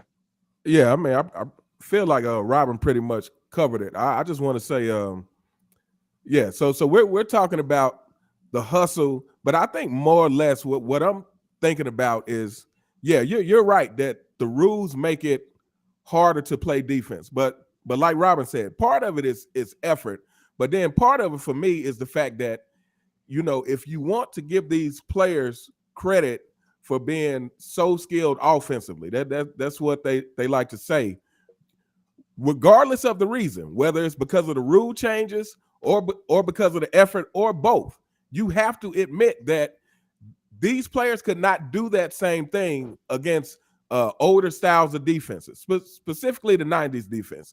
You could not have these same kind of dribbling moves with people hand checking you and putting a body on you. You're not going to see a bunch of wide open dunks at the rim. So to me, like I said, whether you're talking about the rules changing or the effort, the bottom line is you cannot give these players the stamp of having more skills offensively when both the rules have changed and just the culture we live in. Like I said, you know, and I don't want to go down this road, but it is what it is. To me, these players just aren't as passionate about the game as players used to be. To me, you cannot make an argument for it, like I said, when it seems like players are looking for more reasons to play less. They're looking, you know, at one point they were talking about shortening the season. They've made these adjustments to have less back-to-backs than used to be. They're making all these excuses to play less. So to me, it's just a passion lacking for the game, and that passion definitely translates to defense, because defense is all about the effort. It's all about, you know, that mentality of is not the glorious part of the game. You know, you're not going to get as much credit for defense as you get for offense, but it's still having that mentality of going out there that I want to give my all to make sure that this player doesn't embarrass me, or or help the team, or put hustle plays, or however you want to put it. But yeah, I just think that the effort along with the rule changes together is just not there. Real fast, Roland Curtis has super chatted. He super chatted to me. You guys can always just split my super chats evenly. The biggest false narratives is that LeBron James belongs in the GOAT debate with Michael Jordan. Yeah, that's fair. I don't think he's all the way up there. I think he's one of the greatest to that point. And on a secondary point, Roland, you can always subscribe and go to everyone else's channel and super chat. It's not that easy just to split it. But thank you for the super chat. Nick, what's your take? Yeah, I think what Uncommon Sense was saying, and this is how I view this, is it's kind of a two-edged sword. If you start making these, today's the offensive guys are allowed to kind of do what they want more. Well, the other half of that, then, does that mean in the 90s the defenses were much tougher because they could get away with more, right? It's one of those things like, okay, if I agree with you, then that means there are some things the old heads are saying that you have to agree with as well. So it could become a two-edged sword there. The only other thing I was going to add is that, since largely Jordan, right? Jordan catapulted the contracts and the media and all that to another level, and guys are making life-changing money, right? And the game, like you said, has been evolved more into an offensive-minded game these days, individual scoring, that kind of thing. And that's what guys are being paid to do, and they're making a lot of money. And I think whether it's subconsciously or consciously, right, they're thinking, I get paid millions of dollars to put the ball in the hole, right, and to shoot threes. And it's kind of hard, I think, once you make that kind of money to say, how much risk and effort am I willing to put on the defensive end when that's not really what I'm paid to do, that kind of thing. I think money has changed a little bit of the effort. I think largely this is why we have load management now too. Guys are making so much money. It is such a big risk. You have to be very careful, right? Like you're trying to play the long game and to get the playoffs and be healthy to win a ring. And now guys are being load managed. They're making lots of money. It's a risk, right? And I think this is also a big reason why big men have kind of gone away, because they are physically, injury-wise, a big risk, right? And that's a lot of money to be risking on guys who may have a history of doing that, right? So I think it's a two-edged sword, and I think money, the amount of money these guys are making also plays a big role into the psyche of the game in a way. That's all I would throw on top of that. All right, real fast, I got a short answer for that. For just this, before we get into a couple super chats and let E-Man have his last words. Yeah, so I think with the spacing, that kind of has something to do with it, but I think what most of the people are saying is the effort. I saw something in the comments that said it well. People aren't picking anybody up full court. People aren't picking anybody up at even the half court line. It's the effort in a phrase. And I don't think it's more that they're necessarily offensively better. It's just that I think it's a mixture of just generally speaking, it's just how the game is played. And I think a large part of it has to do with the effort. And like Nick is saying, with the injury concerns. Super chat from Uncommon Sense real fast. And Common hasn't started cooking until he does his evil laugh. Salute panel. You have anything to say about that? Hey, thanks so much for the super chat. I hadn't seen it. Well, I hadn't been keeping up with the chat, but I hadn't seen any fanboys to laugh at. So, yeah. And we got Michael's super chat. Michael Silberg didn't say who he's doing it to. It says officials controlling games more reduces passions. Thank you, Michael. And then E-Man, do you have any last words before we bring the next caller on? Yeah, so with a lot of your points, so the one I agree with the most is the load management. With, to be honest, I don't care like if you have a playoff spot secured and you rest like the last couple games of the season, I don't mind that. But when you're like fighting for a playoff spot and you're like load managing, resting games, I don't get that, because with LeBron this season, right? LeBron load managed the game versus the Warriors, but then he was able to play the next game versus the Spurs. It's like that's kind of fishy. But especially with him, with the Lakers and their season, I don't think he can afford to even rest any games, because that could be a difference between being in the 9th or 10th seed or being in the 8th seed. So I agree with you guys with the most part. They're less willing to play through like injuries, or not really injuries. I don't want people playing injured, but hurt, right? Like, you can play if you're like sore or anything, but like I feel like players don't want to play through like certain things that they could have played with in the past, like the guys in the 90s and 2000s. So I agree with the person who said that before. So thanks for having me on the show. Absolutely. Yo, I just want to say something to him. Yo, that was I like that you brought that up. And also, keep in mind, we're talking about it's the mindset, right?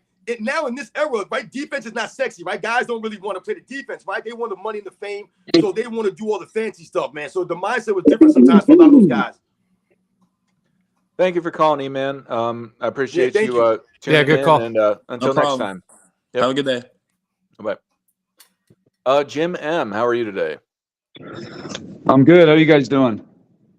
Good. Do you have Jim, a what up, question? man? What's up, man? How you guys doing? All right, good. Is this self-researched? Yeah, NBA That's my facts. man. That's me. Awesome. Hey, I just want to say something, then I'm going to ask you guys what you think. Okay. Longevity and peak, I've been hearing about, like Chris Broussard basically just concedes the longevity point to LeBron. And I just think him and Bayless are the worst people to represent Michael Jordan. Like, why are you even conceding the longevity? I mean, how is that a foregone conclusion? What I mean by that is, so Michael Jordan was at a scoring title level from 1987 to 1998. That's 11 years apart. The longest ever was Wilt Chamberlain and Allen Iverson, was 7 years apart. So he's at scoring title level longer than anybody ever. MVP, same thing, 1988, 1998, 10 years. The wind is really hard to hear you. I think you're outside or Let something. me go inside, yeah. Okay, here we go. Yeah, so Kareem had 9 years apart of MVP from his first and last, and MJ had 10 years apart. So he's got the longest between his first and his last MVP. So he's playing at an MVP and a scoring title and an all-defense level for a decade.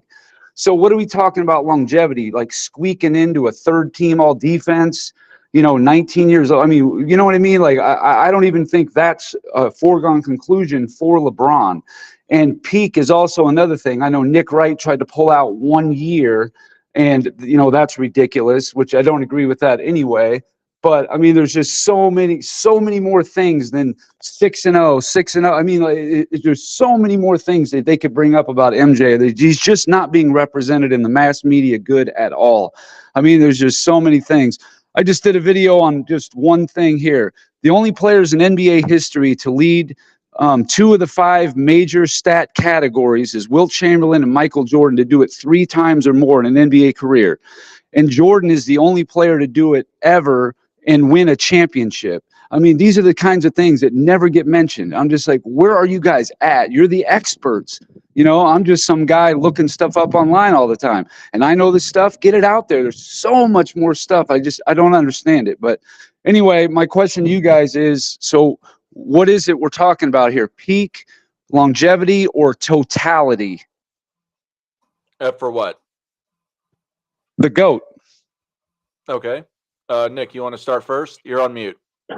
Yeah, I was gonna say peak and totality go to MJ, and I get what you're saying about longevity, but I think the LeBron fans are arguing that later into his career he's still playing at a high level. That's their argument. I'm not saying I agree. I'm saying that's their argument.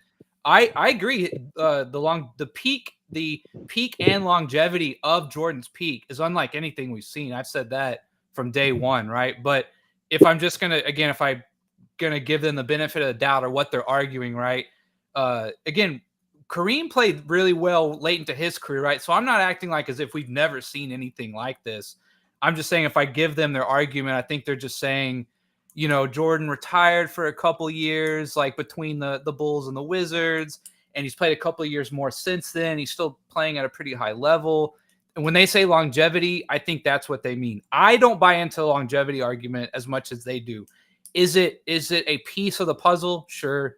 Does it have as much weight as they would think? I don't think so. I want to know how good was your good. I've said that from day one, and Jordan's peak is just in my opinion, is the best we've ever seen. Robin, what's your take? Listen, man, I've always stated on my channel that Michael Jordan's entire career is a peak. It's one big peak, man. Michael Jordan's game never declined. It evolved. This is what the people, they can't understand. This is why Michael Jordan's 6-0 in the NBA Finals. Like my man Jim said, this is why he's the only player in NBA history to win an MVP in the beginning of his career, the middle of his career, and the end of his career. Because Michael Jordan's game never declined. It always evolved. How do you think, or you can explain, leading the league in total points as a rookie, and then literally almost essentially leading the league in points per game your entire career? Meanwhile, being on the first team all defense simultaneously.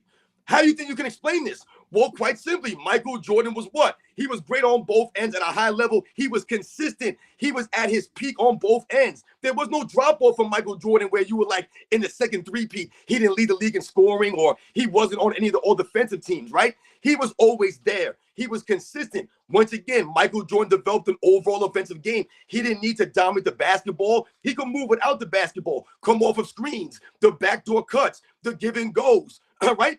This is what Michael Jordan could do. He could work you in the post.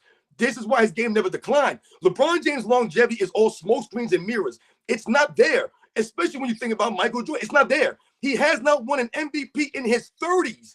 In his 30s. I mean, my goodness, when you just say it out loud, that's insane. He's 39 years old. So what that shows you is he has not won an MVP in 10 seasons. So when they talk about his peak and his longevity, he hasn't been obviously at peak LeBron James in a very long time. Meanwhile, Michael Jordan was able to win again in 96 and in 1998, right? And we could all probably say that he probably would have won again in 1999 if he came back for that other season. So once again, LeBron James' longevity does not hold up to Michael Jordan. We think about the all-defensive teams. You're telling me, like my man Jim said, you can't even squeeze out an all-defensive third team? You couldn't even squeeze that out in 10 seasons. Hasn't made an all-defensive team in his 30s.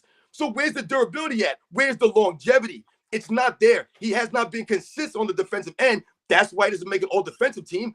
And look at his all-NBA selections. He's had several all-NBA third teams and all-NBA second teams. Michael Jordan had no time for all-NBA second teams or third teams. The only all-NBA second team he made in his career was his rookie season. And you know the crazy thing about that was he made that when there was no all-NBA third team.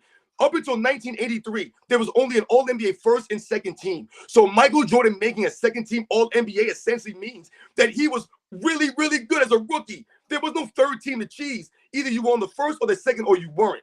So this goes to Michael Jordan's longevity and his greatness that he was able to do all those years. On common sense, what's your take?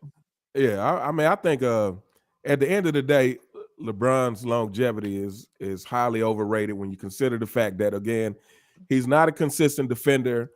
He doesn't consistently play 82 games, right? He's only done that once in his career.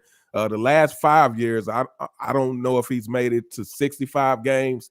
And then the fact that most of his career has been spent in an era where it's no physical defense. So that physical defense wears on you. And I feel like these are the kind of things that they don't bring up in mainstream media when they're praising him for these longevity stats. And, you know, they're not bringing up the fact that, hey, he hadn't had to endure a career full of big men, you know, trying to slam you to the ground every time you go to the hole. You know, he hasn't had the mental fortitude to actually try to play 82 games every season. You know, he load manages, and again, he's inconsistent. So to me, when they talk about this, all of these things need to be brought up in reference to his longevity. So yeah, I think LeBron's longevity is highly overrated. Real fast. Yo, hold on. Yo, Nuggets fans, shut your mouth. I'm talking about all NBA third and second team, you fool. That's why I said all NBA, man. Don't try to check me out here. You're a clown, Nuggets fan. Make a video, fool. Jordan has more first team all selections still. This guy Nuggets fan's a clown. That's why he's over here sweating us, because he wants the knowledge, man. He ain't got nothing on me. Thanos Snap Feminism does a super chat for $10. He didn't say who to. LeBron is the king, King Joffrey. Any man who must call himself king is no true king. Tywin Lannister. It was a great thing that was said earlier. I don't know who you sent it to, but for the sake of time, I'm just going to thank you for them, unless y'all know who it is. All right. I recognize the name, but I'm not sure if it was to me, though. Yeah, I don't. Yeah. What's up? But no, I'm just saying, yeah, thanks anyway. I much appreciated. Yep. Again, if you're going to super chat, please put the name of who you're super chatting it to. My take about what defines the GOAT, I think it's three basic aspects. It's individual dominance, meaning statistical dominance, i.e., scoring titles, steals titles, just a sort of assist leading, statistical leading attributes. Then it's team success, is if you win championships or not, and then it's your influence off the court and on the court. So for me, it's a no-brainer. It's Michael Jordan. There are others that do that, but I believe that he by far is the greatest of all time versus the three aspects. The longevity, the peak, and the totality, I think they all have take part in it, but I think the easiest way to measure it objectively is to take those three things into consideration year by year and do it by totality. Jim, do you have anything else to say before we're gonna shut it off after here? We've been on for about 2.5 hours. I see Lewis and Roland, you're in the back. I appreciate you guys calling in. Time is time. So, but yeah, just one last thing. LeBron, everybody says about, LeBron playing great at this level, but it really isn't amounting to too much. And also, when MJ was on the Wizards, he became one of 4 players ever to be 38 or older to win MVP votes. John Stockton, Tim Duncan, Kareem, and Michael Jordan. And Jordan did that at age 39. LeBron last year got no votes for MVP. I'm just saying, the longevity is debatable. That one aspect that everybody thinks LeBron is locked down, I'm saying there's an argument for Jordan on longevity. That's it. I'll let you guys Absolutely. go. Thank you, Jim. Thanks, I appreciate you calling. You got it, man. Yep. We'll do a couple of these super chats, but first, this is something new.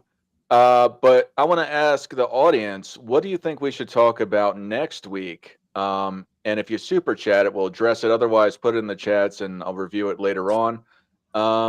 But if you want to super chat what you think we should be talking about next week, please do that, and we may do it. But the Agony TV super chats Robin. He says, "Let's forget longevity a minute. When was LeBron's peak? Did I miss it?" You have anything to say about that? Yeah, absolutely. I mentioned this in a video that I just did in response to Nick Wright's peak, talk, and we talked about when do they argue that LeBron James reached his peak? When he built a super team. That's what it took for LeBron James to reach his peak. What did it take for Michael Jordan to reach his peak? We talked about it on these live streams. What it took was going against the Boston Celtics of the mid to late 80s. What it took was going against the bad boy Pistons of the late 80s. That's what it took to ultimately harden and make Michael Jordan the champion he became, along with all the other things we talked about, his hard work, his determination, all those things. LeBron James had to run and create a super team to reach his peak. So you run the money, man. Odie Agnew, much respect. Thank you. User 1990 super chats me and has said his dad be on that Balco. Yeah, I wonder if, it's obviously going around, and I don't want to say it's true at this point where it's completely not proven, but it seems like that may be the case in the near term. Just how much is going around in the air. Hey man, I did a video on this. There's a channel called More Plates, More Dates. He's like really knowledgeable. I know him. On like men hormone kind of stuff, that kind of, lifestyle stuff. But he's like he owns his own clinic, right? So he's like on very my fitness knowledgeable. side of things. He did a whole video on does he think LeBron did steroids? And I'm probably in the minority here. If we're going to count things like Adderall and EPOs, which allows for like a higher red blood cell content, you can go longer. I think a lot of professional guys are on something if we're going to go that level, right? And LeBron going back to Miami, put on like 10 pounds of muscle and came back refreshed. You don't do that in your 30s. Like, it's just very hard to have those kind of genetics, right? So I just, we saw his genetics. He kind of took a step back, and then he came back even better. It's very fishy, very fishy. Absolutely. Do any of you have anything to say before we start shutting this down? I want to say something real fast. I just want to thank everybody that's come through on all of our channels. If you liked what any of us had to say, please like and subscribe to the channel and the video. Uncommon Sense, you can find him at Uncommon Sense. Sports and Fitness Rants, you can find him at that name, NMB Sports. And then for me, you can find me at Michael Jordan Fans Are the Best or MJFB. But to bring it back, Uncommon Sense, you have anything to say to the people or any last words that you want to talk about before we start shutting this down?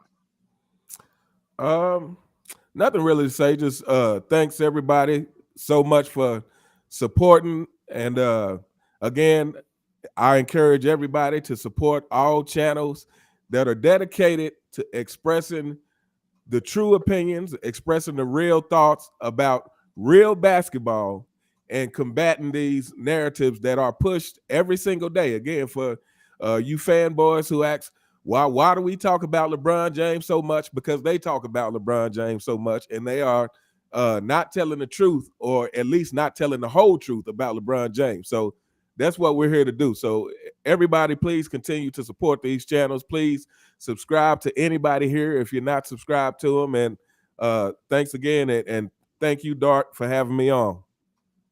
Absolutely, man. Just a super chat just came in from Story Games. I believe it's the Robin.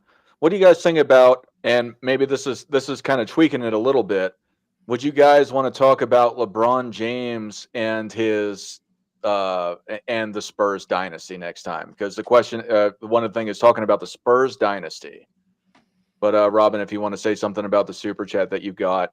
Once again, Story Games coming through, man. Once again, like I said, I'm truly humble, guys. And Don't, I know you're a Spurs guy, man. So would you want to talk about the Spurs dynasty, man, and these kinds of things? I'm down for it. How about you, Nick and Uncommon? Would you Yes, guys I'm be down for that? familiar with the Spurs dynasty. Yes, we can talk about it, I guess. I'm up for it. Nice. All right, I guess that's it. I guess that's what we'll be doing next week. Nick, what do you have to say? Do you have anything to say to the people or anything like that? Nothing, man. It's crazy seeing the chat. It's awesome. Obviously, it's growing. So, yeah, man, this is cool. I appreciate everybody. So I got nothing to say other than check me out. But that's about it. All right, Robin, what do you got to say? I could go on, man, but I'll digress. I was challenged to a boxing match in the chat. DC really? Slim challenged me to a box. He wants to box me, he said. See, there's the problem with you guys. See, these are the fanboys out here, like my man Uncommon says, man. These are the fan club members. I have the Nuggets fan weirdo in there talking about me, saying all kinds of weird things, and I got my man DC Slim saying he wants to box me now. See, you guys are making it personal. You guys do not even know me. This is why I tell you guys, wear your videos to support whoever your player is. Make your videos, support your king, support your favorite player. Tag me in the video. I told you guys, put yourself on camera. But you guys will never do this. So you want to challenge me to a boxing match? I heard someone, the guy Nuggets fan said I was 5'9". Yeah, I'm 5'9". What the hell does that have to do with anything? Does that mean that I can't whoop your ass? Does that mean that? No, that doesn't mean that. Are you above an ass whooping? No, it doesn't mean that. You guys don't know anything about me, man. Go look at my description. Look what I've done in the past, man, okay? Once again, I don't have to talk about myself to justify anything, but you guys don't know a damn thing about me. I know basketball. The Nuggets fan guy was saying I only played as high as JV. Once again, you guys, what does that have to do with anything? You know how far I went in high school, how far I played, because you're obviously wrong about that. I've actually posted a screenshot of my yearbook for high school basketball. I put these things out there. I hide nothing, man. I am complete transparent. I'm a grown man. I ain't worried about none of you fools. So once again, DC Slim, listen, man, you can run your mouth. When I see you come on here, the last time you showed your ugly face on here, man, you look like you need to take care of yourself a little bit better, my man. Go to my fitness videos. They'll help you a lot, man. Trust me, I know what I'm doing, man. Go look at my fitness videos and help yourself further, man. We're not here to box, man. I'm here for the facts. All the people in the chat, everyone who's donated to us today, I've never seen the live stream go like this, where Dart's constantly stopping to talk about another super chat that somebody has sent in. I am truly humbled, man, for real. Thank you, everyone standing up. Like I said, setting the record straight, man. See, look at DC Slim. He says, I'm emotional, but he said he wants to box me. Who's more emotional? The guy who wants to fight me over the internet? You sound like an idiot, DC. But once again, thank you, Doc. Yep, I want to thank you. What's up, Nick? Spurs on three said LeBron fans are planning hits now. Well, now just a sidebar before I shut this off. Last time I came onto another channel and I was talking some stuff, and they said if I ever go to Miami that I'll be 10 of his friends. This was the host of the show, said that they'll catch me, and Wow. And I'm like, dog, you're in your mid-40s talking about fighting. Like, come on, man. Like, These dudes are the most soft, feminine fools I've ever encountered in my life, man. These guys don't got no male energy coming off them. They don't know what it takes to be a real man. This is why they don't respect the true values of honor, integrity, class, right? Having some grit and some heart. They don't respect those things. Yeah, If fanboys, please, like, if you can't just talk about basketball without getting so worked up that you want to get physical, like you need to check yourself. That's a serious problem. You know, this is why I laugh at you, because it's just totally ridiculous. Like, we're talking basketball, and you are so tied up into whatever player. Most times it's LeBron James, but you're so emotionally tied and invested. It's like, yeah, that you actually ready to get physical over it. You know, that's something. Well, you know, all I can say, you know, you play stupid games, you win stupid prizes. yeah. But Word. But this is a great live stream. I think everyone can agree in the chat, on the panel. Absolutely amazing. Thanks for showing the love with the super chats and just your presence, commenting, and sharing your perspectives along with the world. We have a special spot for you on the right side of the screen, so everyone that rewatches this and everyone that's watched from all of our channels together can see what everyone has to say for the supporters of each individual channel. It was great, guys. Thank you again for coming. Hey, thanks again, man. Thank you. Yeah, definitely, Dark. And tune in next week as we talk about the Spurs, and we'll narrow down it from that, possibly the Spurs and LeBron James. And for everyone, Michael Jordan fans are the best.